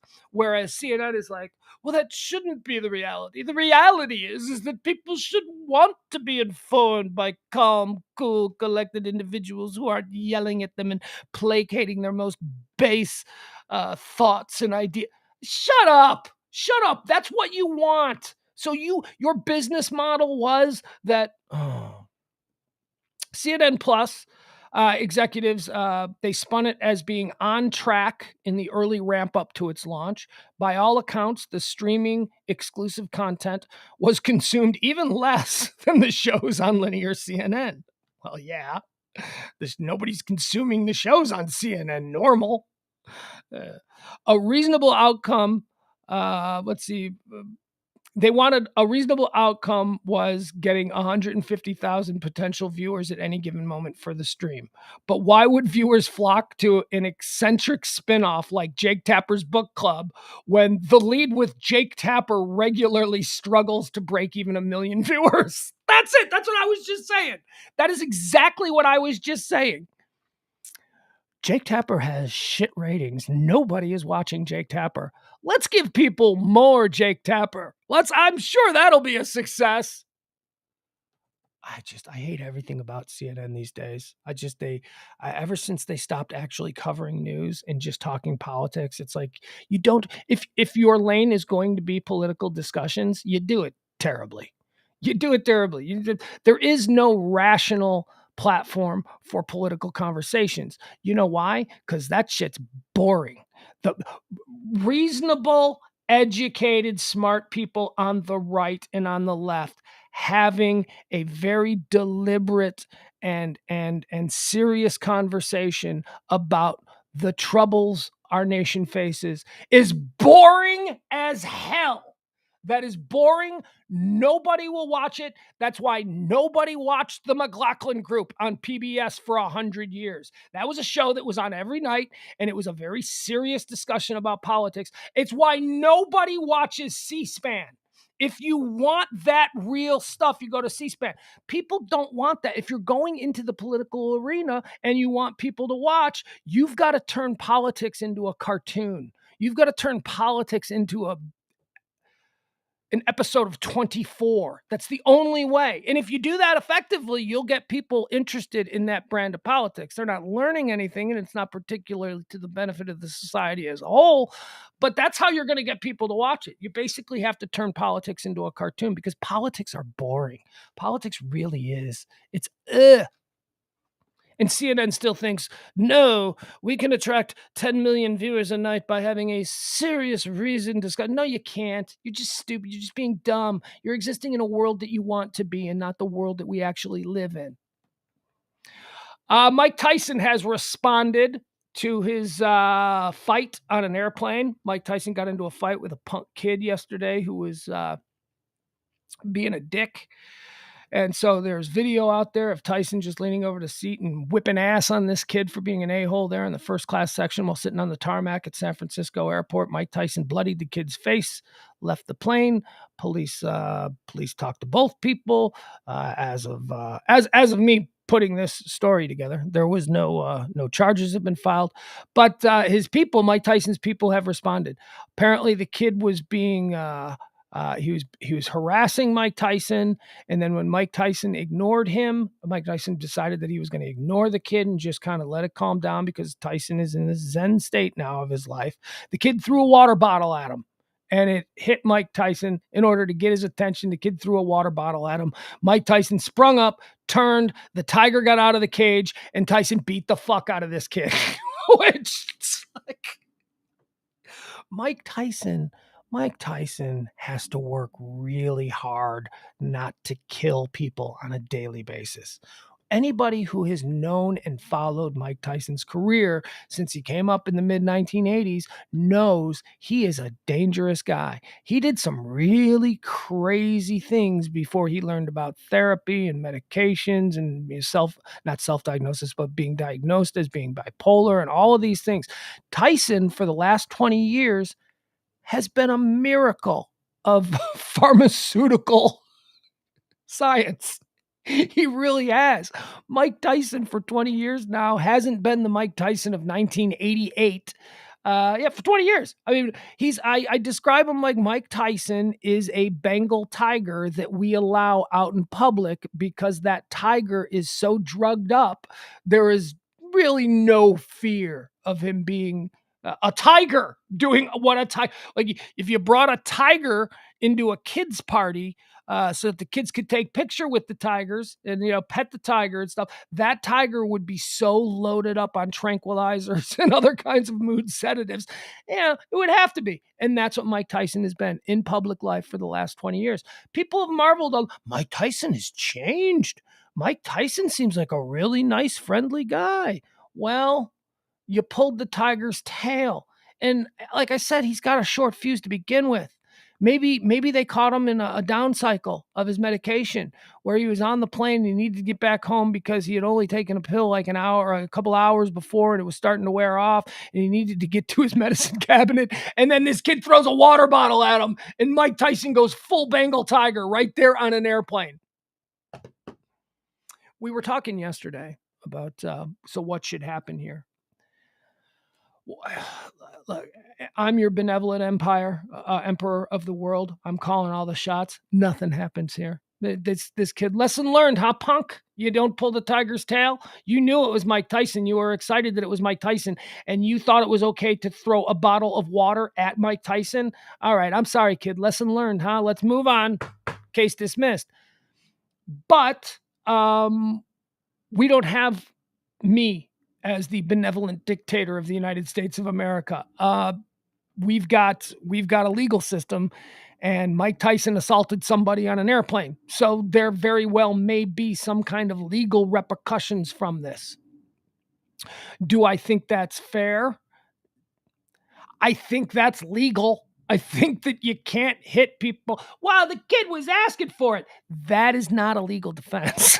Asking for it is not illegal.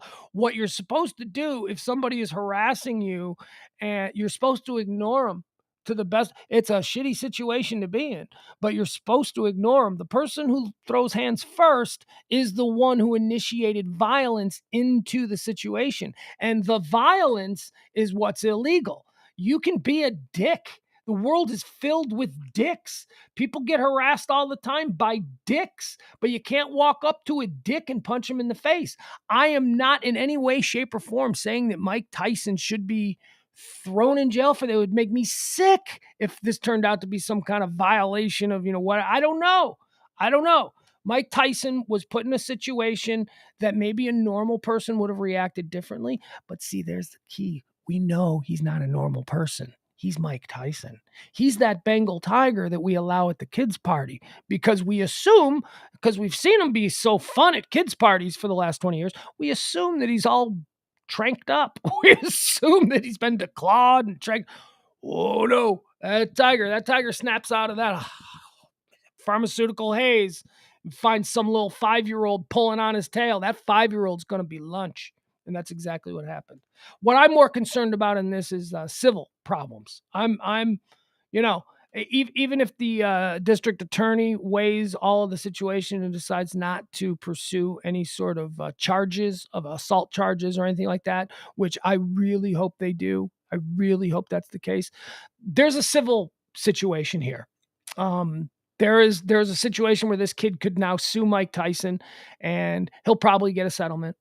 Probably Mike Tyson. Those punches, when you're Mike Tyson, that kind of thing is going to cost you. It's going to cost you 6 figures minimum. Minimum. I hope it was worth it, and maybe he's got enough money where it is worth it. But that's what I think is going to be the big issue here. Johnny Depp trending again. We've been talking about Johnny Depp for a bunch of days now. There's video of Johnny Depp going nuts. I don't know if you guys seen this. We'll show it. Johnny Depp was apparently, now this is heavily edited video. Everybody has said apparently this video has been around for a little while. Nope. Okay, and it's gone, so we're not going to see it. It depicts Johnny Depp in the kitchen of his house being secretly recorded by Amber Heard. Amber Heard is focusing the camera on Johnny, who's stomping around the kitchen. He's very agitated about something. He's slamming cabinet doors, and she seems to be egging him on, knowing that the camera is there, trying to get him to go off a little bit more. That was my interpretation of it. But if you just take it on, who seems to be angry here, Johnny Depp certainly comes off as angry. He's stomping around. It's early morning. He's pouring massive glasses of wine and just chugging it.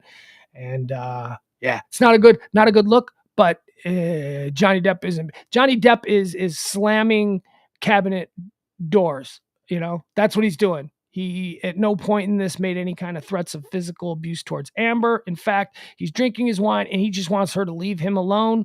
And then he discovers that she's recording him, and the video ends with him going, "What the fuck is this?" And he grabs the camera and he's like, "You really? This is who you are now?" And then it cuts off.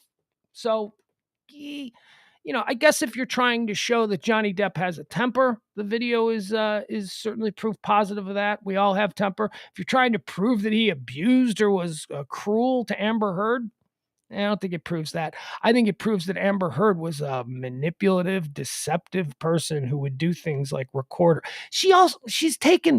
They introduced all of these pictures. Like Johnny would be like in really bad states, like he'd be like completely messed up, and she would take pictures of him. She just compiled all these pictures of Johnny Depp passed out on the couch, and it's just God, it's such an ugly relationship between these two. They just seem to be. She seems to be really bad. He is a handful. Don't get me wrong, but he's Johnny Depp. Again, it's like Mike Tyson. Did we not know that Johnny Depp was full of himself and, very sanctimonious? And I know, Johnny Depp is not, it's not like George Clooney. It's not like if I saw a video of George Clooney slamming his cabinet, I'd be like, well, that's not the George Clooney that I think. This is Johnny Depp. Johnny Depp's a wild man. He's always been a wild man. He's a weird guy.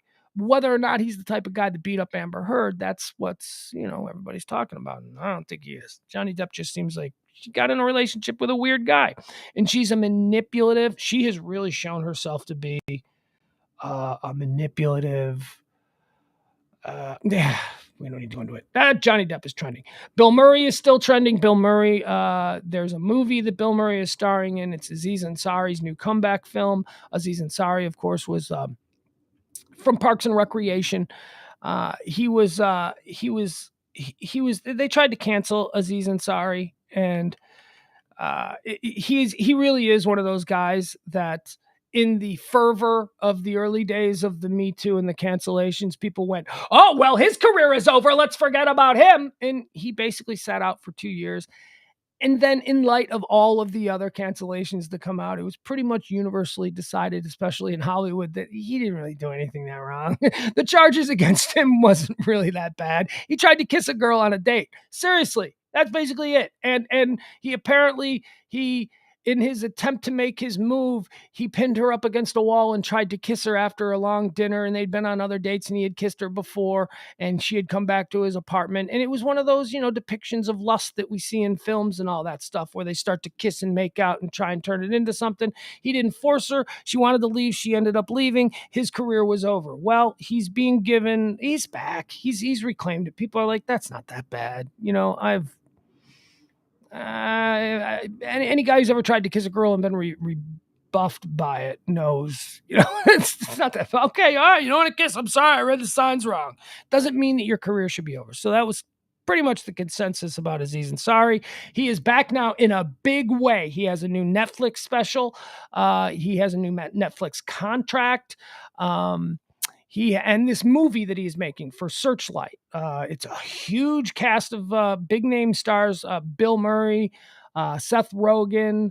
Aziz Ansari himself is writing, directing, producing, and co-starring in this movie. This is a really big, let's get Aziz's career back on track, because it seems like people kind of shit on him for no real reason. He just got caught up in the blender that was the Me Too movement. Following the allegations of inappropriate behavior against actor Bill Murray on the set of Being Mortal, Searchlight Pictures has halted production on the Aziz Ansari-led film, reports say. According to reports from multiple outlets, including the New York Times and Variety, the film studio issued a letter to cast crew on Wednesday saying the suspension occurred because of a complaint, but did not go into further details. Late last week, we were made aware of a complaint, and we immediately looked into it, read the letter, per the New York Times and Variety. We are truly grateful to all of you for everything that you've put into this project. The outlets report the complaint involves inappropriate behavior against the comedian. Okay, so Bill Murray is being accused of inappropriate behavior on the set. A representative for Searchlight Pictures confirmed to USA Today that production on the film has been halted at this time, but no further information was provided.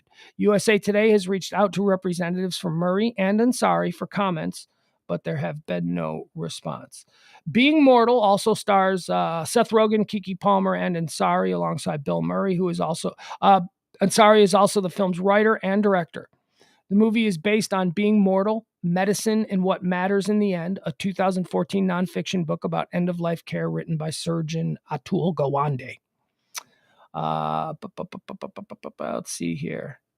All right, so anyway, there you go. Bill Murray apparently did something. We don't know what it is. There are no details. They've shut down this poor film. They're going out of their way to say that this had nothing. There we go. It's nothing to do with Aziz Ansari. This is just his project, and it's being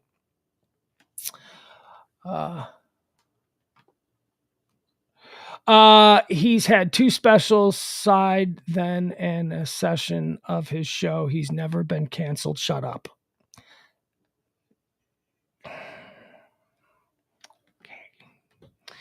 There's Adam. There's the energy vampire. He is not going to slink me in today.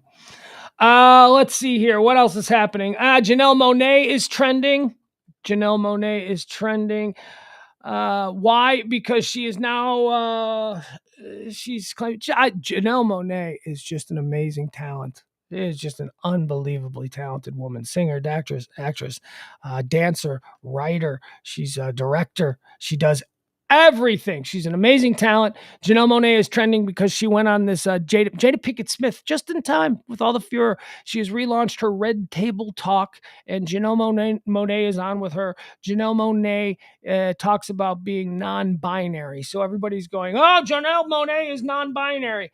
And then you actually watch the clip, and she's not saying she's non-binary. She's being very artsy about it. She's talking about how...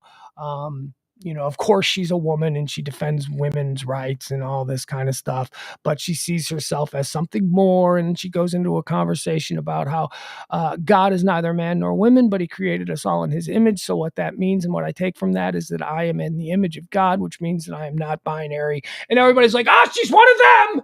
Oh, stop it. Nah, she's just being... she's just being artsy, and that's fine. If you're going to have the talent of a Janelle Monáe, then good for you. You can be as artsy as you want, and I'll support it. All right, here we go. I want to show this. Brian Reynolds of the Pittsburgh Pirates is trending today. This is a fun one. Brian Reynolds. I told you there's not. Today was hard for topics, but this is something that I really enjoyed. Let's see if we can find it.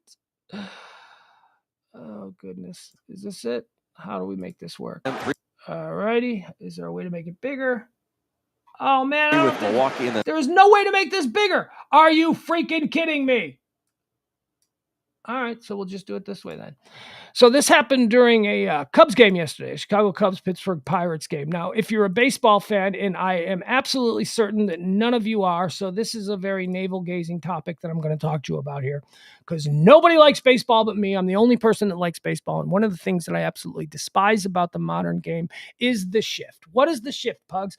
The shift is based on sabermetrics and the idea that certain players are more likely to hit the ball in a specific location, so why wouldn't you then defend that player at the plate by moving all of your guys to one location, leaving massive gaping holes in the infield and in the outfield for a player who could hit the ball wherever he wants to be able to place it and get, big. So basically on a shift, in the case of this guy, Brian Reynolds, the numbers showed that he regularly drives the ball to the right of second base.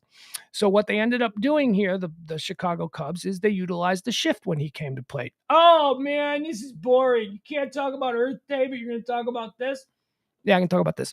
So the Chicago Cubs, David Ross's manager, said, you know what? We're going to leave the entire left side of the infield open because this dude, Brian Reynolds, only hits it to the right side. So we're going to take the third baseman.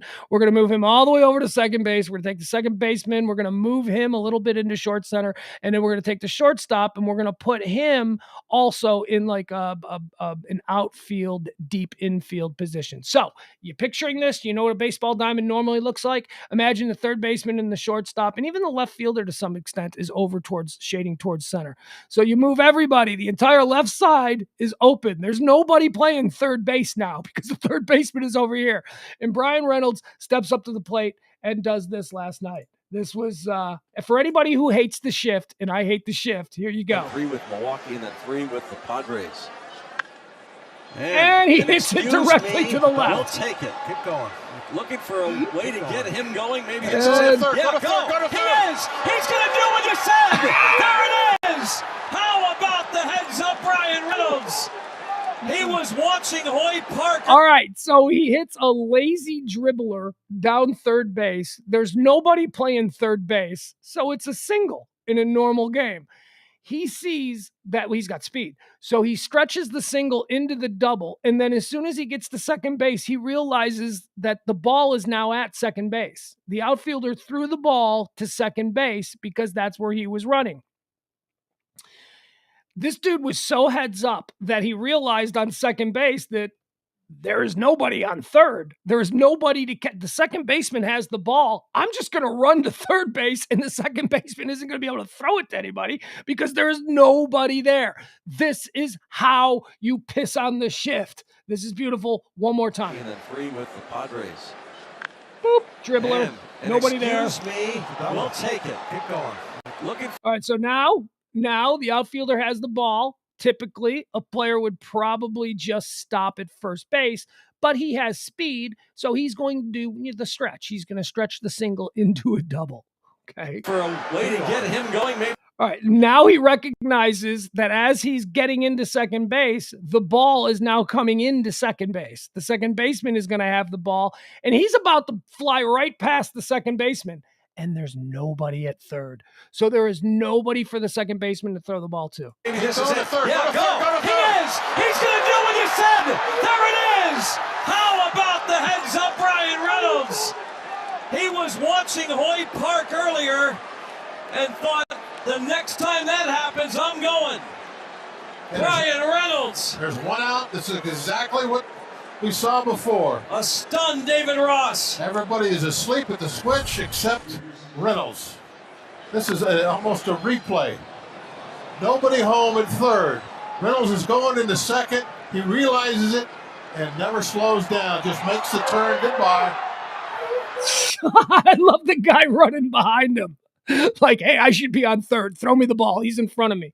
All right, there you go. That's baseball. I'm not going to bore you with any more baseball, but I am a baseball geek, and I'm telling you, more and more plays like that, shit like the shift. I hate the shift in baseball. All right, quickly. I hate the shift in baseball because it basically takes advantage of an era that we exist in where we're talking about launch angles. Okay. Oh God. Oh God. Is he really going to go into launch angle talk? So it's a style of hitting that, because chicks dig the long ball, it's a style of hitting that almost every kid coming up and entering into the major leagues is now trained on. And it's a way that they hit. They're not trying to do what guys like Rod Carew or Tony Gwynn used to be able to do regularly, which is put the ball anywhere on the field. They didn't worry about launch angles. They worried about contact. So if you are a contact hitter, you can basically angle the bat and hit the ball in any direction you want. Hit to all fields. Used to be a very big thing. Now it's all about launch angle. And because it's all about launch angle and trying to hit the ball as far as possible, what you have is metrics that are showing that guys who use launch angle type batting practices can be sometimes forced into hitting into double plays or hitting directly to defensive players if you just forego any concern about a part of the field where they typically don't hit to. So you see this a lot. You'll see like certain players come up and it's like the idea is, well, this batter can't hit it wherever he wants. He only hits it in one area. So let's put all 9 of our players, or all 7 of our defenders. Let's put all of our defenders in one area here. Let's just move and we'll leave. We're not even worry about that. And it just I think it makes for garbage baseball. And I hate the shift, but more importantly, I hate the launch angle hitter. I hate that. That era's got to stop. And what we just saw was somebody who went, oh, really? Do the numbers say that I only hit it over there? And so you're going to put everybody over there? Well, here's what I'm going to do now. I'm going to show you that I actually can put it somewhere other than over there where you've amassed your entire team. I'm going to put it over here. And because of that, he got a triple on a ball that should have been basically a lazy single if they had just had a normal kind of thing. That's it. No more.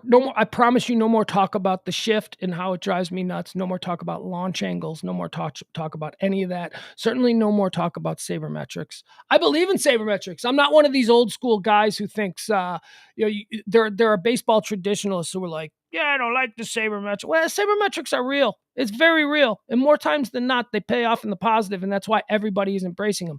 But the problem with sabermetrics is baseball gonna be baseball.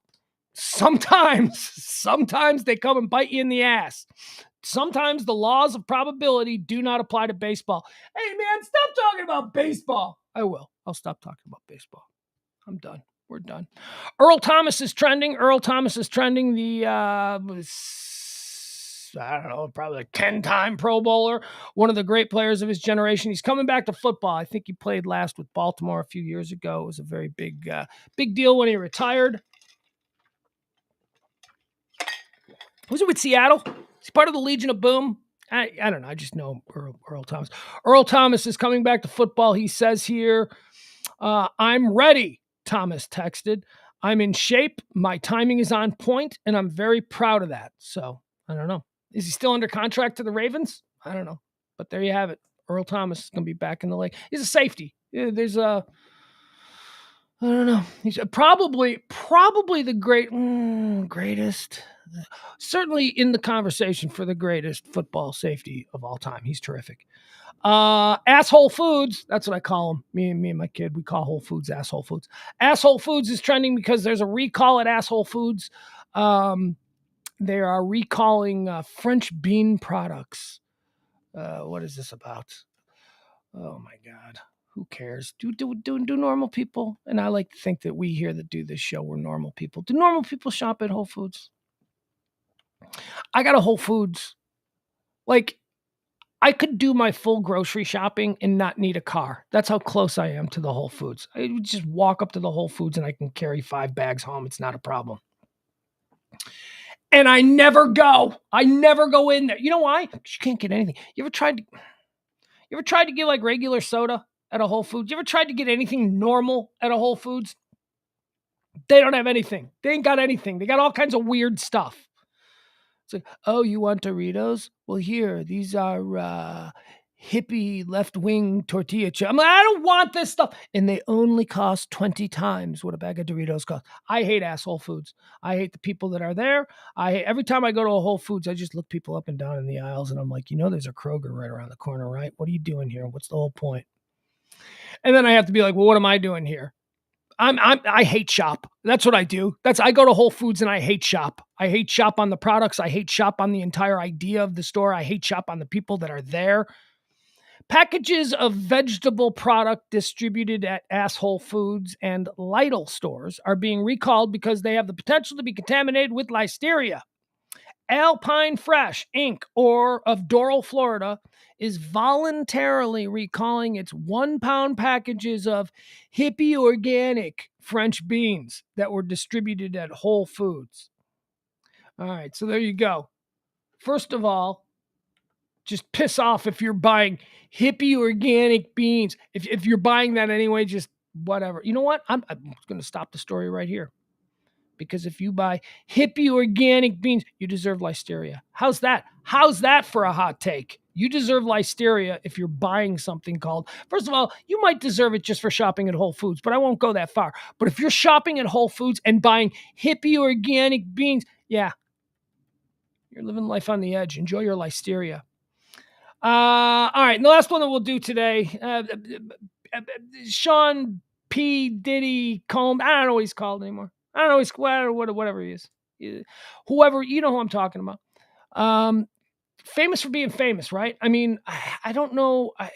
He's a producer. He was a label executive. I guess he had a couple of hip hop hits, but he's not like primarily known as a performer or as a soul performer.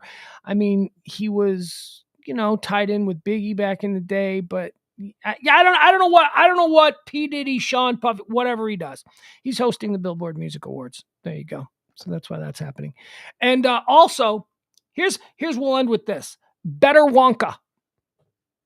Saw this on Twitter. Thought I'd give this to you. Better Wonka. That's what's trending. Question being, of course, who was the better Wonka?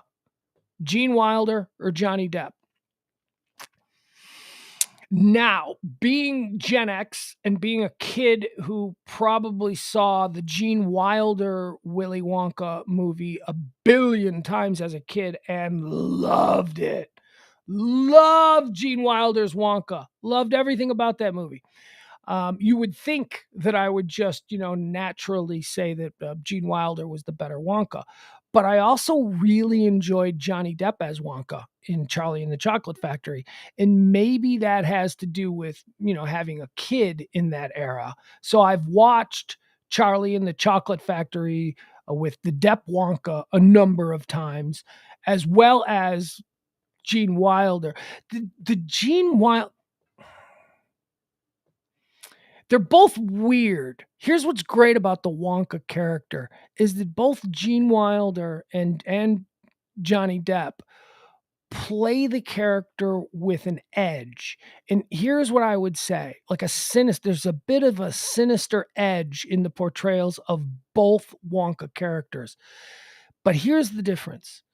Gene Wilder's Wonka, his sinister edge is more like the walls of his office are just filled with the dying corpses of children. Like, he just kills kids and lines. That's like the sinister, weird, what's going on with Gene Wilder's Wonka? Johnny Depp's Wonka seems like a child molester. That's like the diff, right? We're talking about child killer versus child molester as far as the sinister edge that both actors bring to the same character, Willy Wonka. Great character, funny character, over-the-top character, fascinating character. If you were an actor, this is probably a character you would die to play. But that brings us to the question, who is the better Wonka?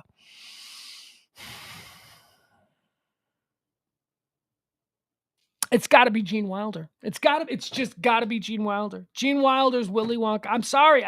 I respect. I'm not one of the Johnny Depp's playing Willy Wonka. It sucks. I'm not. No, he didn't suck. He did not suck as Willy Wonka. He was great. It was a different Willy Wonka, different outfit, different movie. I mean, it's kind of a totally different vibe in both. Both movies are really good, though. I enjoyed both of them. But I'll tell you, man, as a little kid, I didn't know if the Gene Wilder Willy Wonka movie was a comedy, an adventure, or a horror movie. Because there was some like scary, the elevator at the end with Charlie and Grandpa. That was some scary shit, man. I was like 8 years old. I'm watching that. I'm like, oh my God, they're going to bust through the top of the Wonka factory. I don't know. Better Wonka. What do you think? Ross says Wilder's hated children, Depp's loved children. Yeah, you know what? Oh, look at you, Ross. That's a better way of saying it. Because I always say like Wonka Wilder was more like a child murderer, but Wonka Depp was more like a child molester, right? There was like that. So yeah, the better way to say that is that Gene Wilder's Wonka hated children, whereas Depp's Wonka loved children in the creepy loved kind of way. That's good. Of course, Adam says Adam sucked. Always an absolutist from Adam. There is no nuance. There is no nothing. He just sucked. No credit for the acting that went into it. No, not interesting at all. Just sucked. I would argue that Johnny Depp's Willy Wonka character was incredibly interesting. An incredibly interesting performance. Sucked would not be the word that I would use. I didn't like him as much as Wonka or as Wilder's Wonka, which is what we're saying here. Byron Granger says, got to toss in Crispin Glover. Now, I ask this question through pure ignorance. Is there a version of Willy Wonka where Crispin Glover plays Wonka? Because Byron just said that, and you know what? I could totally see it. I mean, it would have to be 25 years ago because Crispin Glover hasn't done anything since River's Edge. I think that's what didn't Crispin Glover like only have one movie and he was so powerfully odd in that movie that he just never did anything else. That's a good movie. You guys ever seen River's Edge? That's a good movie. Byron says I think it was a spoof movie. Oh, okay. Like maybe one of those scary movie. You know what? Remember those were a big thing where you just take a genre of film and you just turn it into you give it the Airplane, you give it the Zucker Brothers treatment, where everything's just an over the top absurdist kind of a deal. All right, we're done. So let me just look at it. We'll go in the chat room. We'll talk about some of the things that we've gone through here in the chat room before I gotta go. It's Kids Weekend. Very excited. It's Kids Weekend. There is a new restaurant. I want to say it's in Allen at like Custer and El Dorado Parkway.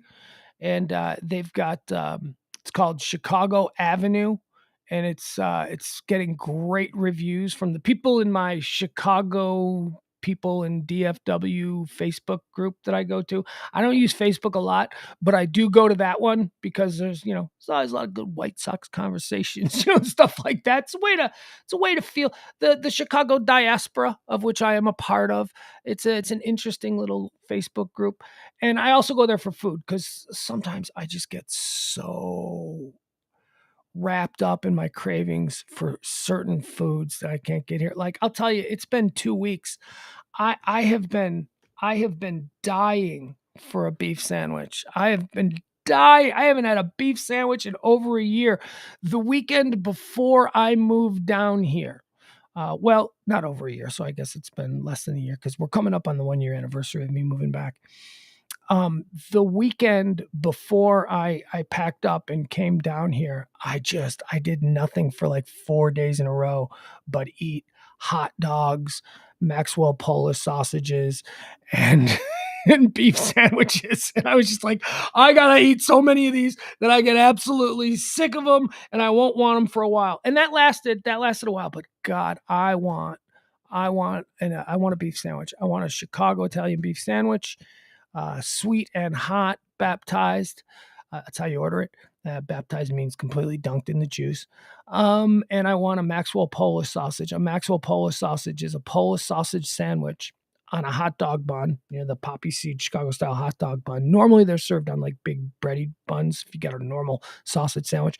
But the Maxwell Polish is grilled, char grilled to the point where there is like burnt marks on it. And I know it sounds gross, but it does something to it. It makes it taste so good.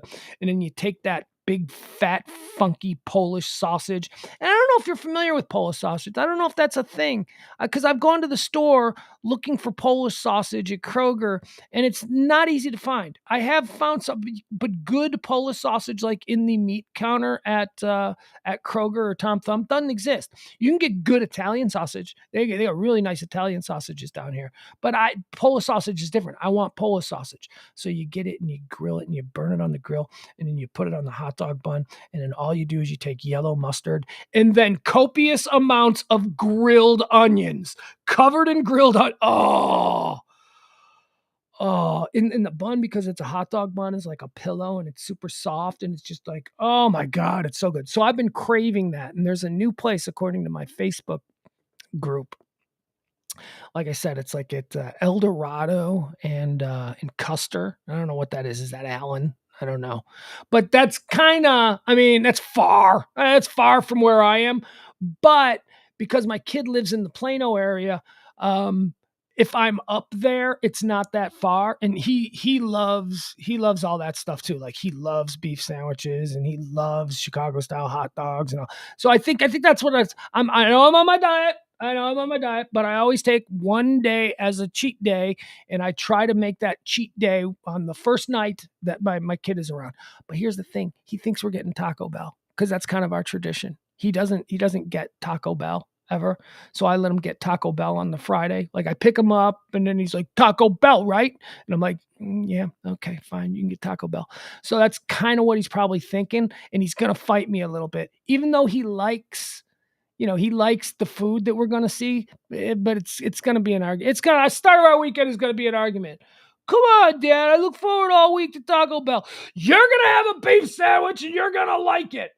And he's going to get it, and he's going to start eating it, and he's going to go, you know what, Dad, you're right. This is good. Because 9 times out of 10, I am right about these things, yet we still have to fight. The best part about my 12-year-old son is that he is willing to concede defeat, though. He does admit when he put up a fight for no reason. What's happening with the chat? Are we off the air? Looks like the chat is having some problems. Are you guys still here in the show? Let me know.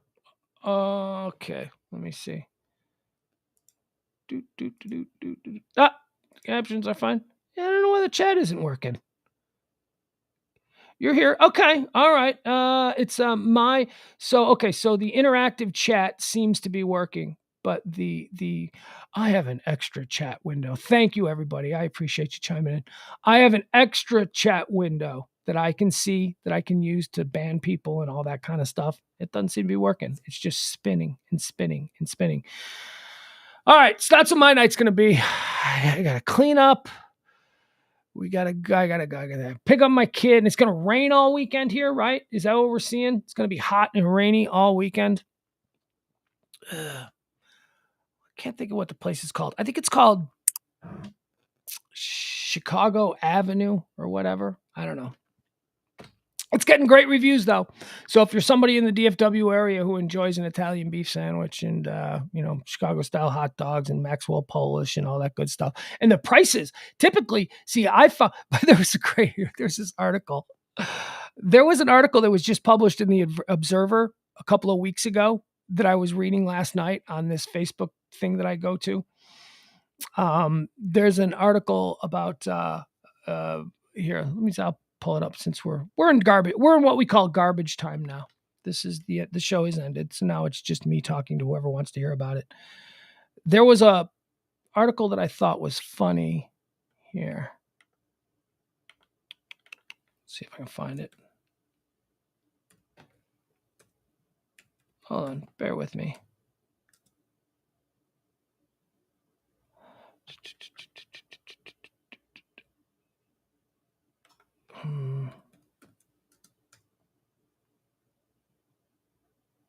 Here we go. Okay. I didn't see this. When it first came out, but somebody had recently posted it in the Chicagoans in DFW board on Facebook.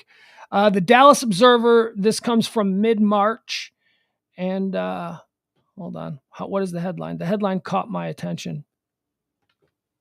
So the headline is, "The Chicago Italian Beef Sandwich in DFW. a journey. And it's just an article written in the Dallas Observer about this superior sandwich. They're like, this is the best sandwich. It just hasn't caught on here. And it goes on to talk about where, I've been here for 20 years now, since 2001. And there's been a whole bunch of places that have served Italian beef sandwiches as their special thing. Like, hey, come get an Italian beef. And they fail. Like famously, Al's Italian Beef, which was a big chain in Chicago, opened in Addison at one point, like 15 years ago, and closed in like a month. Because people were like, I don't know what that is. And I've always maintained you need to call it a Lone Star beef sandwich.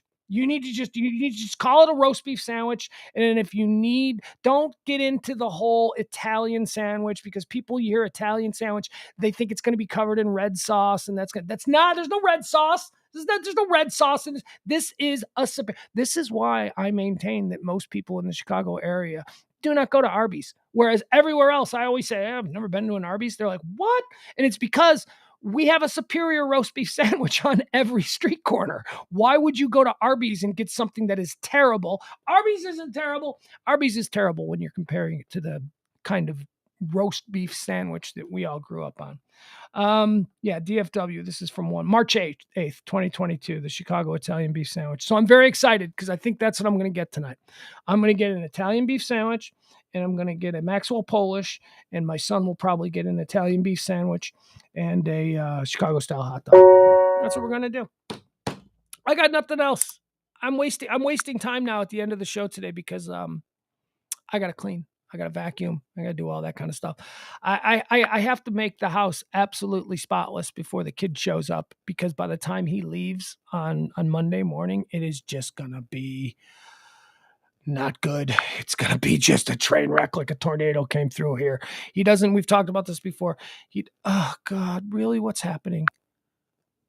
All right. How about a little bit of,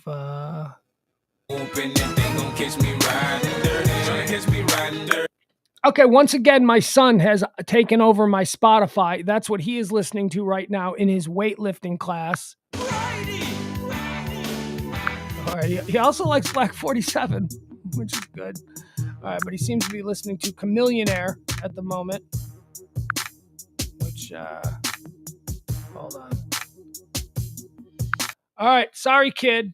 Right now he's lifting weights. He's probably got 180, 200 pounds on the bench. And all of a sudden, John Hinckley has interrupted his Chameleonaire song. He's not happy right now.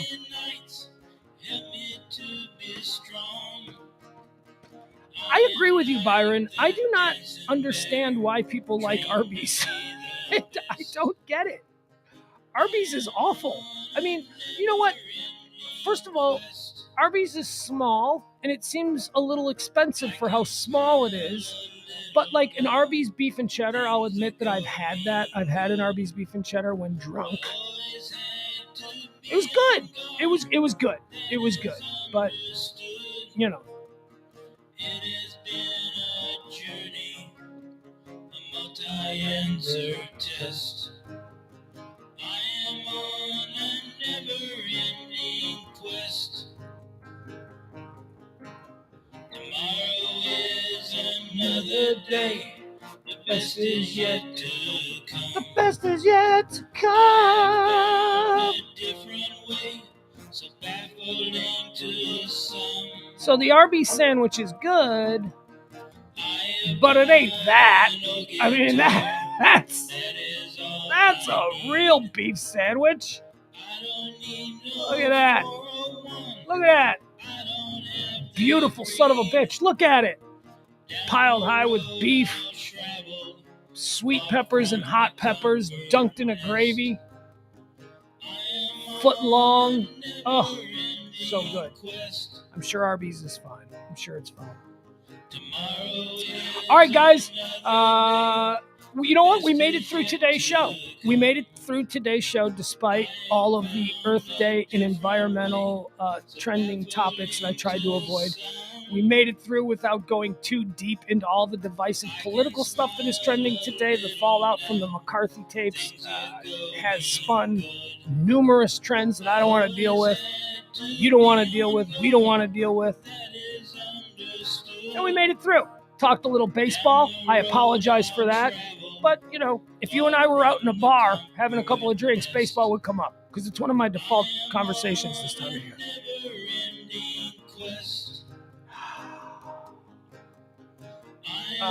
Yeah, everybody, have a great weekend. Appreciate you. Support the show if you can. That's always appreciated. And we'll see you on Monday.